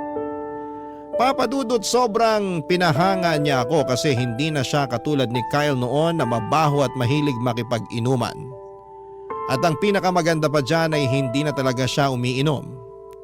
Isang malaking achievement na yon para sa akin. Lumipas sa mga buwan at napagdesisyonan din namin ni Kyle na doon na kami titira sa bahay niya. Siguro yung mga 10 minutes yung layo ng bahay ni Kyle sa bahay namin ng mga magulang ko.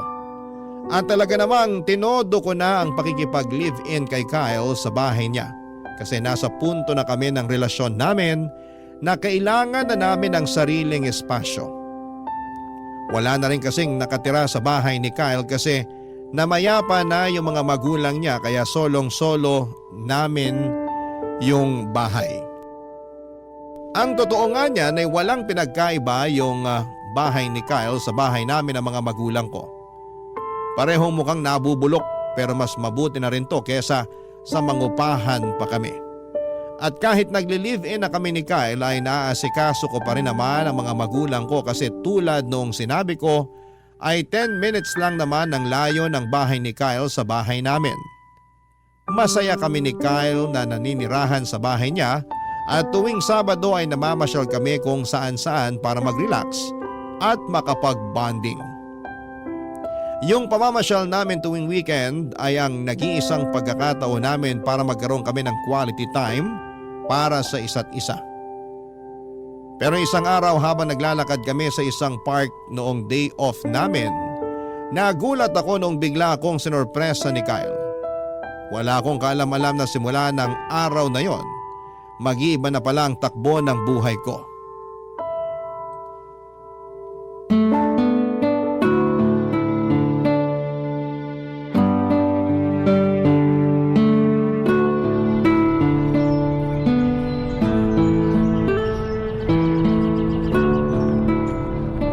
Ganda talaga dito sa park. Alam mo, sa lahat ng mga lugar na pinapasyalan natin tuwing Sabado, etong park na to ang pinakapaborito ko. Kaya nga dito kita dinala eh. Sandali lang. Mahal, ano yun? Ha? Yun oh, tumingin ka dun. Ang ganda nung ibon. Asan? Wala naman ako nakikita. Mahal, ano to? Will you marry me? Pagpasensya mo na tong singsing ha. Ito lang kasi yung kinaya ng budget ko eh. Huwag mo nga akong pinaglololo ko. 1 taon na simula nung naging tayo. At sa tingin ko, panahon na para magpakasal tayo. I do. Ha? Oo, pakakasalan kita. Sa wakas! Hinaan mo nga yung boses mo, nakakaya sa mga tao dito. Sorry na. Hindi mo naman kasi ako masisisi. Kasi ito na ata yung pinakamasayang araw sa buong buhay ko. Pero paaalalahanan lang kita ha. Kahit kasal na tayo, tutulungan ko pa rin sina mama at papa. Aba syempre naman. Kailan ba ako nagkaroon ng problema dyan? Wala lang, baka kasi kapag kasal na tayo, pagbabawalan mo na akong tumulong kina mama at papa. Ganyan na ba talaga ang tingin mo sa akin? Hindi naman sa ganun. Ang totoo nga niyan, masayang masaya ako kasi ang laki na ng pinagbago mo. Pero may mga pagkakataon pa rin na mabilis uminit yung ulo mo. Pero hindi ibig sabihin nun ipagbabawalan na kita na tumulong sa mama at papa mo. Siguro nga, pero naaalala mo pa ba yung first date natin sa restaurant? Huwag mo na nga ipaalala sa akin yun. Basta, pangako mo muna sa akin na mas hahabaan mo pa yung pasensya at pangunawa mo. Ay, sige, susubukan ko. Huwag mong subukan, gawin mo. Opo, Commander. Aray! Ikaw naman kasi, puro kakalokohan. Alam mo, ito mga sinasabi ko, para din naman to sa ikabubuti mo eh. Ayaw ko kasing dumating yung araw na, alam mo na lamunin ka ng galit mo. Makinig ka sa akin, mahal. May aaminin ako sa'yo. Ay, gusto mo ba talagang malaman kung bakit galit na galit ako sa mga bakla? Sige, magkwento ka. Makikinig ako. May best friend kasi ako dati. Ang totoo nga niyan, para ko na nga siyang kapatid eh. Pinagkatiwalaan ko siya pero yun pala sila ayos siya. At ang pinakamasaklap pa dyan, sinamantala niya lang yung pagkakaibigan namin. Mahal, dapat noon mo pa sinabi sa akin to para mas naunawaan kita. Paano ko sasabihin sa'yo nagagalit ka tuwing umiinit ang ulo ko? Paano hindi iinit ang ulo ko tuwing nagagalit ka? Pero di bali na. Mas naiintindihan na kita ngayon. Pero ganito kasi yon. Hindi mo naman pwedeng idamay ang lahat ng bakla nang dahilan sa karanasan mo sa best friend mong yun. Hindi naman yata tama na yung mga bakla lang yung palaging nakakaranas ng diskriminasyon. At isa pa, hindi lahat ng bakla ay katulad ng best friend mo na yun. Ay, siguro nga tama ka. Mahal, salamat talaga kasi pinaramdam mo sa akin na naiintindihan mo talaga ako. Ano ka ba? Wala yun. Uulitin ko. Ipangako mo sa akin na simula sa araw na to, mas lalawakan mo na yung pangunawa mo, ha? Oo, promise. Alam mo, mas lalo mo lang akong pinahanga ngayon. Ang totoo niyan, gustong-gusto na nga kitang pakasalan ka agad eh. Huwag kang mag-alala, kasi bukas magtatanong ako sa katrabaho ko na nagpakasal sa US. Ay sige, at bukas sa bukas, sasabihin ko na rin kina mama at papa na magpapakasal na tayo. Sigurado ako matutuwa sila. Pero sa ngayon, mag-celebrate muna tayo. Saan mo gustong pumunta? Ikaw talaga, gagastos ka pa? Okay na ako dito sa park. Huwag kang mag-alala. May ipon naman ako kahit papaano. Gusto mo bang kumain dun sa restaurant kung saan tayo nag-first date? Seryoso ka? Oh, ba't mukhang gulat na gulat ka? Nung huli kasi tayong pumunta doon, gigil na gigil kang makaalis doon dahil sa waiter. Tapos ngayon, nagyayaya kang bumalik doon. Di ba, sinabi ko naman sa'yo na nagbago na ako. At isa pa, masarap din naman yung pagkain dun. Nagbago ka na nga talaga. Oh, halika na. Yun na nga siguro ang pinakamasayang araw sa buhay ko, Papa Dudut. Yung araw na nagaya si Kyle na magpakasal at yung nakita ko na tuluyan na siyang nagbago. Para akong binuhusan ng napakaraming biyaya noong araw na yon. At ayun na nga, Papa Dudut, pagkalipas ng ilang buwan ay nagpakasal kami ni Kyle sa Huwes. At ang sarap pala sa feeling ng ikasal. Pinaglalaroan na ata ako ng tadhana kasi nga wala talaga sa bokabularyo ko noon ang magkaroon ng jowa. Tapos ngayon ay ikinasal na ako. At hindi lang dyan natatapos ang lahat. Kasi dumating din ang araw na nagbunga ang pagmamahala namin ni Kyle at nagkaanak kami ng isang healthy baby boy.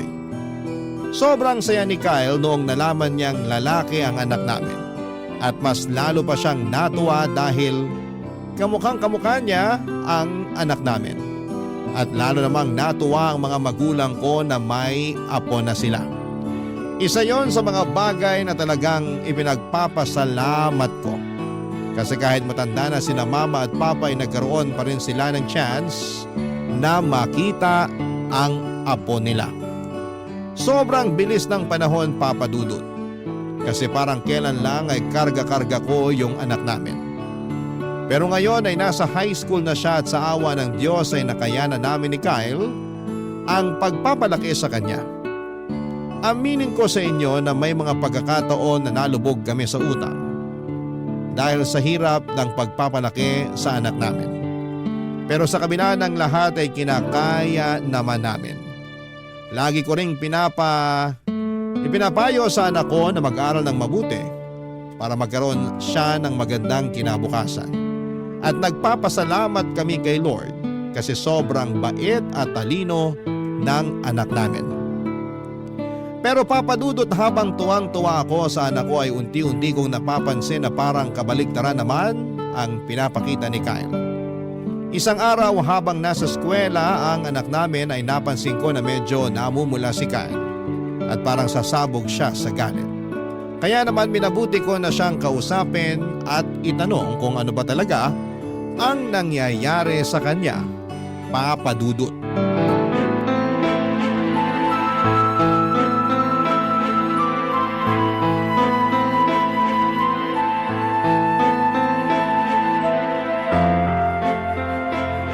Kyle, ano bang problema mo? Yang anak mo, pagsabihan mo yan ha. Sandali nga. Pag-usapan natin to na maayos. Maupo ka nga muna dito. Ay, hindi ko na gusto ang nakikita ko dyan sa anak mo. Ano ba kasi talaga ang problema? Paano kita maiintindihan kung bigla-bigla ka na lang nagagalit dyan? Yang anak natin habang tumatagal, napapansin ko na mas lalong lumalambot. Ang sagwa tignan. Kamukha ko pa naman yung batang yun. Nakakahiya. Yan lang ba ang pinoproblema mo? Oo, bakit? Akala ko ba nagbago ka na? Nagbago na naman talaga ako ah. Ang hindi ko lang talaga matanggap ay kung bakit sa anak pa talaga natin nangyayari to. Kung sakali mang bakla ang anak natin, hindi kabawasan yun sa pagkatao niya. At hindi yun kabawasan sa atin bilang mga magulang niya. Madali lang sa'yo ang sabihin yan kasi hindi naman ikaw ang pagtatawanan ng mga tao kung sakaling bakla nga yung anak natin. Ako ang pagtatawanan ng lahat ng tao. At ba't mo iisipin yung tingin ng ibang tao? Bakit? Sila ba ang nagpapakain sa atin? Wala namang ambag sa buhay natin yung mga yan ah. Wala ka na ba talagang kahihiyan? Basta. Sabihan mo yung anak mo na magbago na siya. Kung hindi, tatamaan sa akin yan. Kung meron man dito ang dapat na magbago, ikaw yun. Napakamapanghusga mo. Nagwawala ka na dyan. Ni hindi mo pa nga tinatanong o kinakausap yung anak mo eh. Tatanungin? Kakausapin? Para saan pa? Para mauwi lang sa dramaan yung usapan namin. Hindi. Pagka-uwi niya galing sa eskwela, papaluin ko yan hanggang sa magtanda. Huwag na huwag kang magkakamali na gawin yan. Sinasabi ko sa'yo, ako ang makakalaban mo. Kaya nagkakaganyan yan eh, kasi kinukonsente mo. At kaya ka nagkakaganyan kasi ang liit ng utak mo. Hindi ka marunong umintindi. Yung galit mo lang ang pinapairal mo. Flora, sa lahat ng tao, ikaw ang nakakaalam kung bakit galit na galit ako sa mga bakla. Ang totoo niyan, wala na naman akong problema sa mga bakla eh. Pero yung makita ko yung nag-iisa kong anak na unti-unting nagiging bakla, malaking problema sa akin yun. Hindi ako naniniwala na wala ka ng problema sa mga bakla. Kasi kung totoong natanggap mo na sila, hindi ka magkakaganyan ngayon. Utang na loob! Ba't mo ba kasi ako pinipilit na tanggapin sila? Hindi sa pinipilit kita na tanggapin mo sila. Yung sa akin lang naman, kung hindi mo sila matanggap sa kung ano sila, sana naman respetuhin mo pa rin sila bilang tao. Alam mo, napapaisip na nga ako eh. Siguro kasalanan mo ang lahat ng to. Nung buntis ka, pinaglihi mo ba yung anak natin sa bakla? Hayop ka! Kung nahihirapan kang tanggapin ang anak natin, pwes ako tatanggapin ko siya ng buong buo. Ibibigay ko sa kanya ang pagmamahal na hindi mo kayang ibigay sa kanya. At sa inyong dalawa, mas pipiliin ko ang anak natin. Asawa lang kita, Kyle. Pwedeng-pwede kitang palitan kung kailan ko gusto. Mahal, I'm sorry. Yung sa akin lang naman. Ayoko na minamalit at kinukutsa yung anak natin.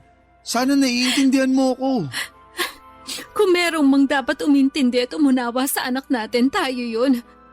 Anong klase mga magulang tayo kung tayo lang din ang unang huhusga sa kanya? Kyle naman, sana naman matutunan mong tanggalin yung puot at pagkamuhi mo sa mga taong iba sa atin. Hindi mo ba nakikita? Unti-unti mong sinisira ang pamilya natin ang dahil sa galit mo na yan. Promise, magbabago na talaga ako. Ito na yung huling beses na pag-uusapan natin to, ha? I love you. Siguraduhin mo lang talaga na magbabago ka na. Kasi kung hindi, pinapangako ko sa'yo na lalayasan ka namin. Asawa lang kita, Kyle. Inuulit ko. Pwedeng-pwede kitang palitan kung kailan ko gusto. Pero yung anak ko nag-iisa lang yon. Seryoso ka talaga? Ipagpapalit mo ako? Oo! Ipagpapalit kita sa foreigner. Ah, ganun ha? Ha? Ano ba, Kyle? Tigilan mo na nga yan. May kiliti ako dyan. Ano ba? Eto naman, pinapatawa lang kita. Wag mo naman ako ipagpalit oh. Hindi ko kakayanin kung mawawala ka sa akin.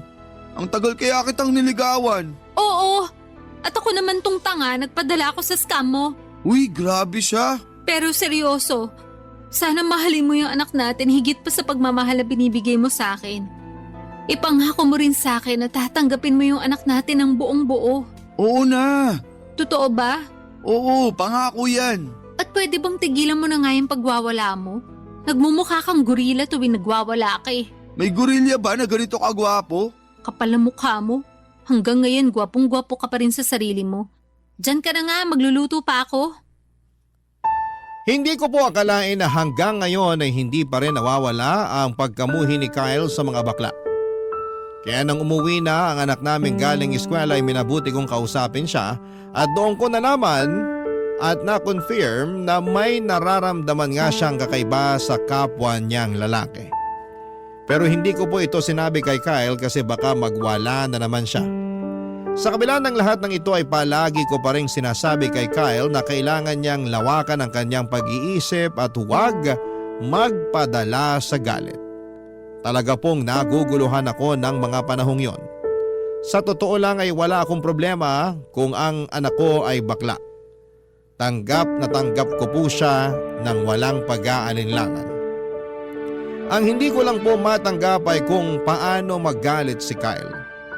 Aaminin ko po na mabait ang asawa ko sa akin at sobrang sweet niya. Pero kapag nagagalit siya, medyo nakakatakot.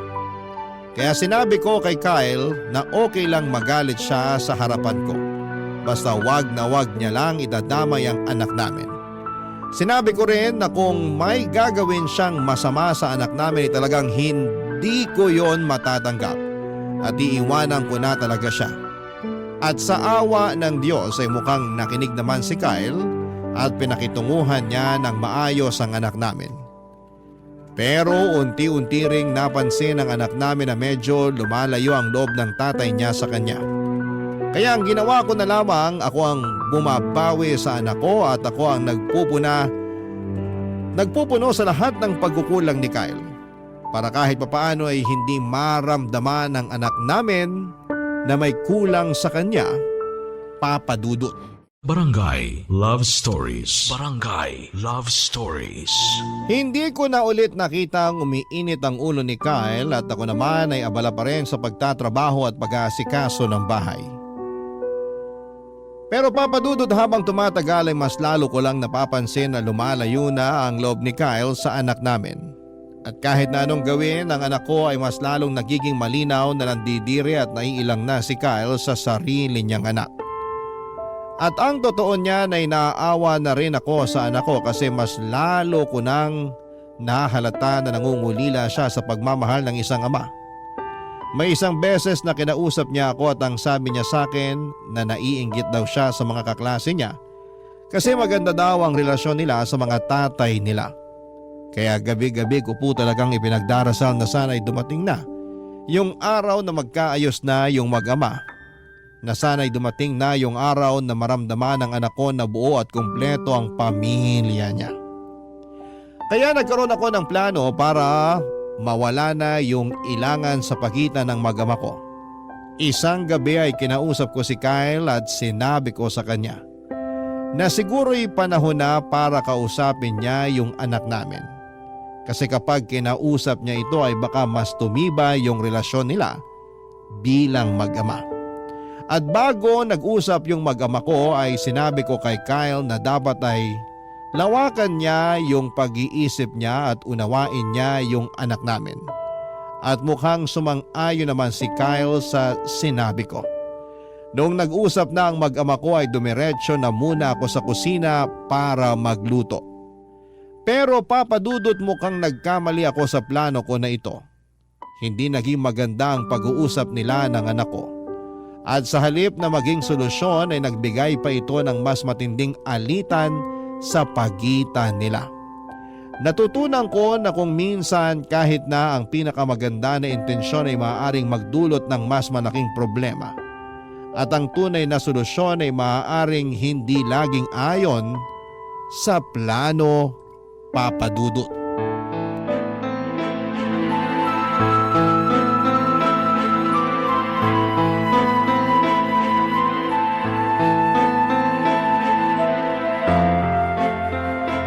Huwag ka nang babalik! Kyle, ano nangyari? Ba't ka nagsisisigaw? Dinig na dinig ko sa kusina yung boses mo. Ikaw ba ang may pakana nito, ha? Ba't biglang lumakas yung loob ng anak mo ang aminin sa akin Ang na… gusto ko lang naman magkausap kayo para mawala na yung ilangan sa pagitan nyo. Pwes, inamin niya sa akin na bakla siya. Flora naman, alam kong pinangako ko sa'yo na magbabago na ako. Pero kinailangan ba talaga niyang ipangalanda ka na bading siya? Hindi ko na alam kung paano ko patatanggapin yan. Alam mo ba naglakas loob yung bata na sabihin sa'yo yan? Kahit takot na takot siya sa'yo? Kasi nagbabaka sakali siya matatanggap mo siya? Diyos ko, Kyle, nangungulila yung bata sa pagmamahal mo. Sinasabi ko na nga ba ikaw ang kumukonsinti sa kanya. Kung tutuusin, ikaw ang punot dulo ng lahat ng to. Kung kinausap pa lang sana na maayos yung anak mo, malamang hindi tayo magkakagulo ng ganito ngayon. Wala ka nang magagawa. Pinalayas ko na ang anak mong bakla. Diyos ko, di sa oras na ng gabi. Pag may mangyari masama sa anak ko, ikaw ang pagbabayarin ko. Tandaan mo yan. Huwag kang mag-alala. Sigurado ako na dun diretso yung sa bahay ng mama at papa mo. Ayoko na. Punong-puno na ako. Uy, teka lang. Ano yan ha? Saan mo dadalhin yung mga gamit mo? Doon na rin ako didiretso kay na mama at papa. Hindi ka alis. Dito ka lang. Bitawan mo nga ako. Alam mo kung ano yung pinakamasakit sa akin, ha? Yung hindi mo kayang ibigay sa sarili mong anak ang pagmamahal na matagal mo nang binibigay sa akin. Pasensya ka na. Pero hindi ko talaga matatanggap yung anak mong bading. Yan! Para yan sa anak ko. Wala siyang ginawa sa'yo para kamuhiin mo siya ng ganito katindi. Meron! Yung pagiging bading niya. Sapat na rason na yon para kamuhian ko siya. Umasa ako na magbabago ka. Umasa ako na dadating ang araw. Nalalawakan mo na yung isip mo. Pero nagkamali ako. Mukhang wala ka na talagang pag-asa. Gusto mo lumayas? Teka lang. Oh, eto pa ang mga gamit mo. Kunin mo na yan. Lumayas ka at samaan mo yung anak mong bakla. Mas gugustuhin ko pang mag-isa sa buhay kaysa sa makasama ko yung anak mong bakla. At yung nanay niyang wala nang ibang ginawa kung hindi ang konsintihin ng kabaklaan ng anak niya. Alam kong hindi maganda yung naging karanasan mo sa best friend mo noon. Pero sabihin mo sa akin, hanggang kailan mo dadalhin yung bigat at puot ng karanasan na yun? Hindi mo pa talaga nakikita na unti-unti ka nang sinisira ng galit mo? Utang na loob, Kyle. Magbago ka na. Ibili mo na rin kaya ng palda at lipstick yung anak mo. Total, kinokonsinti mo naman. Bah, lubos-lubusin mo na. Manahimik ka kung ayaw mong bigyan ko ng kambal yung sampal ko sa'yo kanina. Naging mabuting anak siya sa atin. Ang taas-taas nga ng grades ng bata. At tuwing nasa trabaho tayo, siya yung nag-aasikaso sa mga gawaing bahay dito. Mismo! Yan mismo ang dahilan kung bakit lalamya-lamya yung anak mo na yun. Pinaglilinis mo siya dito sa bahay imbis na pinaglalaro mo ng basketball kasama yung mga kaibigan niya. Malala ka na! Pinapangako ko sa'yo na ito na yung huling araw na makikita mo ako. Tapos na ako sa pagiging asawa mo. At yung anak mo, huwag kang mag-alala. Kasi simula sa araw na to, ipagkakait ko na siya sa'yo. Ayokong dumating ang araw na masaktan mo pa siya. Yan, tama yan. Siguraduhin mo na hindi ko na makikita ang pagmumukha ng batang yon. Sana lang talaga, huwag dumating ang araw na pagsisisihan mo yung pagtaboy mo sa amin. Kung may pagsisisihan man ako, yun na yung nakinig pa ako sa'yo. Masyado ako naging malambot. Dapat simulat sa pool pa lang. Tinuruan ko na yung anak mo kung paano maging tunay na lalaki. At kung may pinagsisisihan man ako, yun na yung pinakasalan pa kita. Kasi sa totoo lang, hindi ko nakilala yung taong pinakasalan ko. Hindi na kita kilala. Sabihin mo nga sa akin, Kyle. Kaya mo ba talagang tanggapin ang pagkawala ng anak mo? Na hindi mo na siya makakasama sa mga susunod na taon? Dahil lang sa hindi mo siya kayang yakapin sa kung sino siya? Ay... Mukhang nakuha ko na nga yung sagot sa tanong ko. Aalis na ako. Flora, sandali! Kung talagang mahal mo yung anak natin, hindi ka magdadalawang isip. Kung meron man sa atin na may karapatan na magdalawang isip, ako yun. Sana nagdalawang isip ako bago kita pinakasalan. Ayusin naman natin to, please. Ganyan ka naman palagi eh. Gusto mo makipag-ayos tuwing nag-aaway tayo, tapos mangangako ka na magbabago ka na. Pero hindi man lang ba sumagi dyan sa isip mo kung bakit hanggang ngayon nagkakagulo pa rin tayo? Kasi walang pagbabago. Hindi ka na nagbago. At hindi ka na magbabago.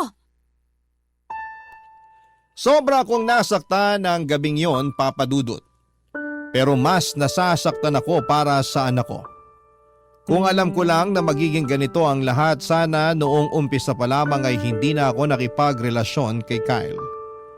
Sana hindi ko na lamang siya sinagot at sana ay hindi na lamang ako nagpabuntis. Naging tanga ako at naniwala ako sa mga pangako niyang hindi naman natutupad, na may pag-asa pa siyang magbago. Noong gabing yon ay dumiretso ako kina mama at papa at doon ko rin nakita ang anak ko. Namumula ang mata at hindi matigil sa pag-iyak.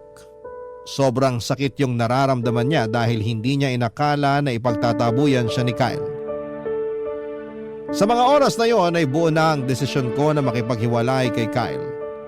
Doon muna kami titira ng anak ko sa bahay nila mama at papa. Gaya nga ng sabi ko, Papa Dudut, mas mabuti nang wala ng tatay ang anak ko kesa magkaroon siya ng tatay na mapanakit at mapanghusga. Dumaan ang mga linggo at naging magaan ang buhay namin sa piling ng mga magulang ko. Sobrang saya nila mama at papa kasi araw-araw nilang kasama ang apo nila. May isang beses na pumunta si Kyle sa bahay ng mga magulang ko, pero pinaalis ko rin siya.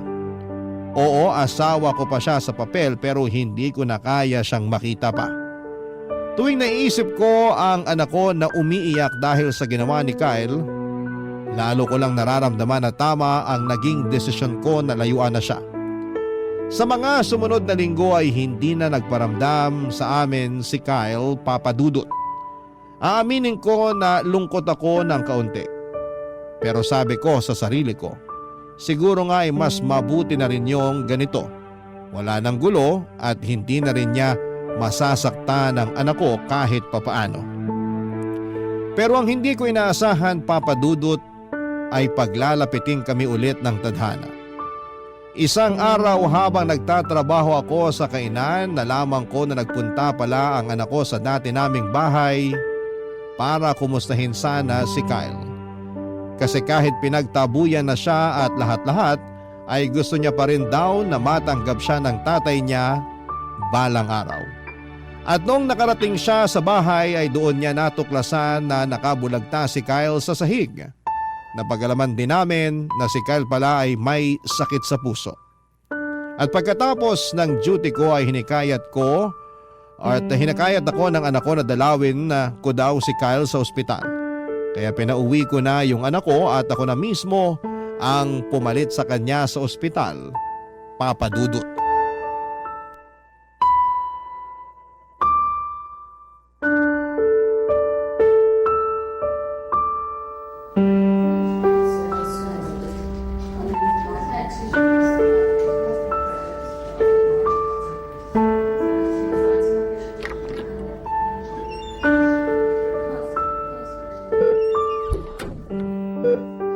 Anak, ikaw ba yan?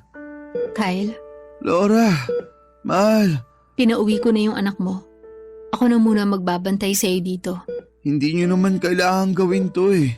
Alam mo ba na yung anak mo mismo may gusto na dalawin kita? Sising-sisi ako sa mga nagawa ko sa inyo noon. Hindi ko akalain na yung batang kinamumuhian at pinandidirihan ko ay hindi niyo tutulong sa akin. Kung hindi dahil sa kanya, malamang pinaglalamayan niyo na ako ngayon. Aaminin ko. Hanggang ngayon, hindi pa rin humuhupa yung galit ko sa'yo.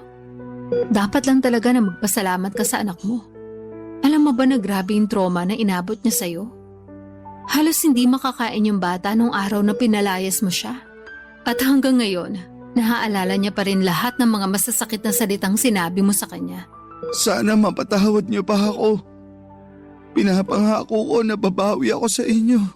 Huli na ang lahat. Kung gusto mong bumawi sa anak mo, hindi kita pipigilan.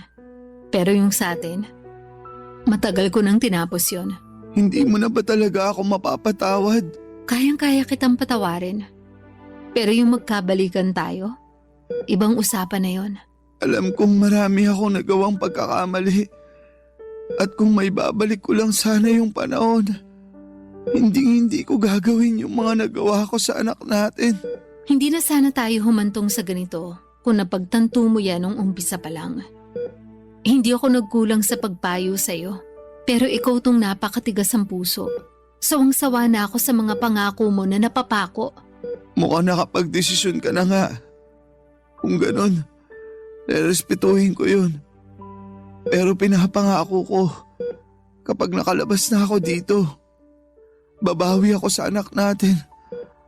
Pero kung sakaling magbago pa ang isip mo, andito lang ako.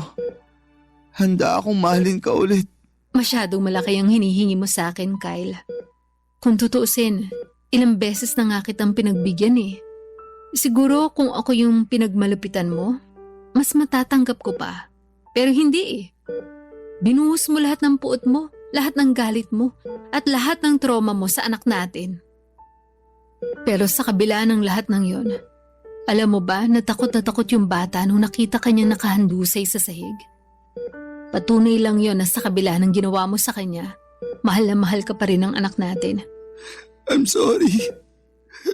Hindi ko alam kung mapapatawad ko ba ang sarili ko sa lahat ng nagawa ko.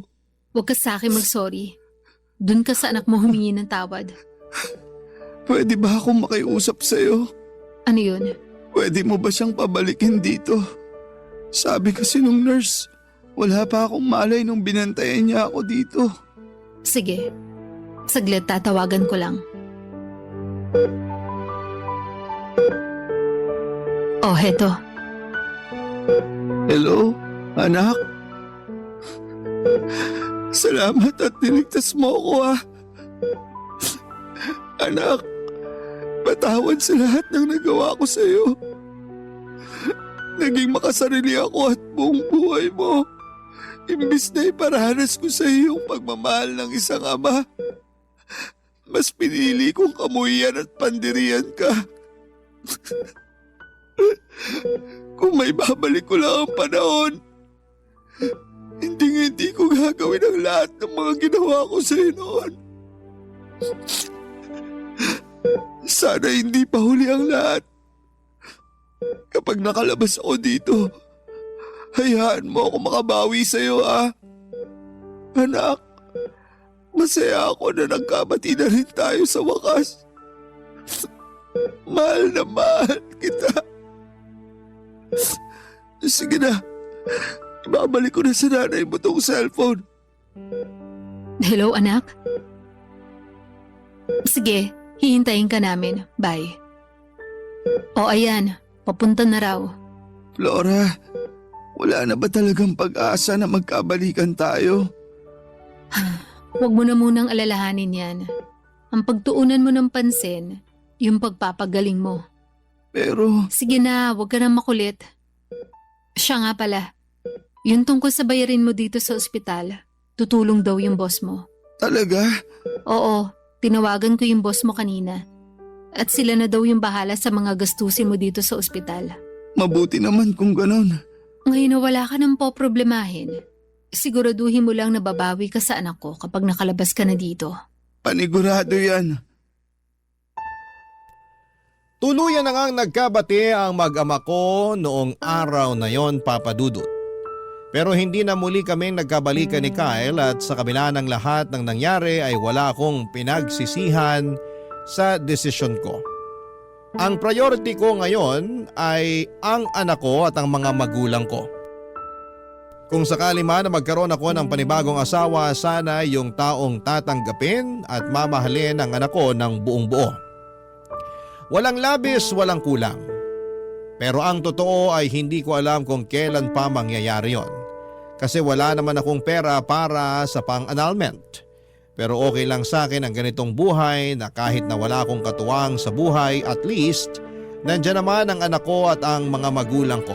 Sapat na po sa akin yon. Sa puntong ito ay nagpapagaling pa rin si Kyle at patuloy siyang dinadalaw ng anak namin tuwing wala itong pasok. Masaya na ako na maayos ang relasyon ni Kyle sa anak ko. At nagpapasalamat talaga ako na sagot na ng boss ni Kyle lahat ng mga bayarin sa ospital. Mabuti na lamang po talaga at matagal nang nagtatrabaho si Kyle sa boss niya na yon. Kaya hindi ito nagdalawang isip na tulungan siya noong nasa ospital siya. Mabait pa rin talaga ang Diyos. Kasi kung hindi dahil sa boss ni Kyle, ay hindi ko talaga alam kung saan ako kukuha ng pera na pambayad sa ospital. Siguro'y marami sa mga kabarangay ninyo ang magagalit kung bakit hiniwalayan ko si Kyle habang nagpapagaling pa siya. Pero hindi nyo rin naman ako masisisi. Kasi ang iniisip ko na ngayon ay ang kapakanan ng anak ko. Kahit nagkapatawaran na kami, yung mga sugat na idinulot ni Kyle ay nananatili pa rin. Siguro ang maipapayo ko lang sa mga nakikinig ngayon, lalo na sa mga magulang, ay mahalin ninyo ang inyong mga anak at tanggapin ninyo sila ng buong buo. Dahil hindi lahat ng magulang ay deserving na magkaroon ng anak, pero lahat ng anak ay deserving na magkaroon ng magulang na magmamahal at mag-aalaga at iintindi sa kanila. Papa Dudut, hindi ko rin alam kung masaya o malungkot ba ang ending ng kwento ng buhay ko. Pero siguro, ang mga kabarangay ko na lang ang bahalang maghusga. Nagpapasalamat po ako na binigyan ninyo ako ng pagkakataon na ibahagi ang kwento ko sa inyo. Maraming salamat po and more power sa inyong istasyon sa Barangay LS. Ang inyong forever kapuso at kabarangay, Flora.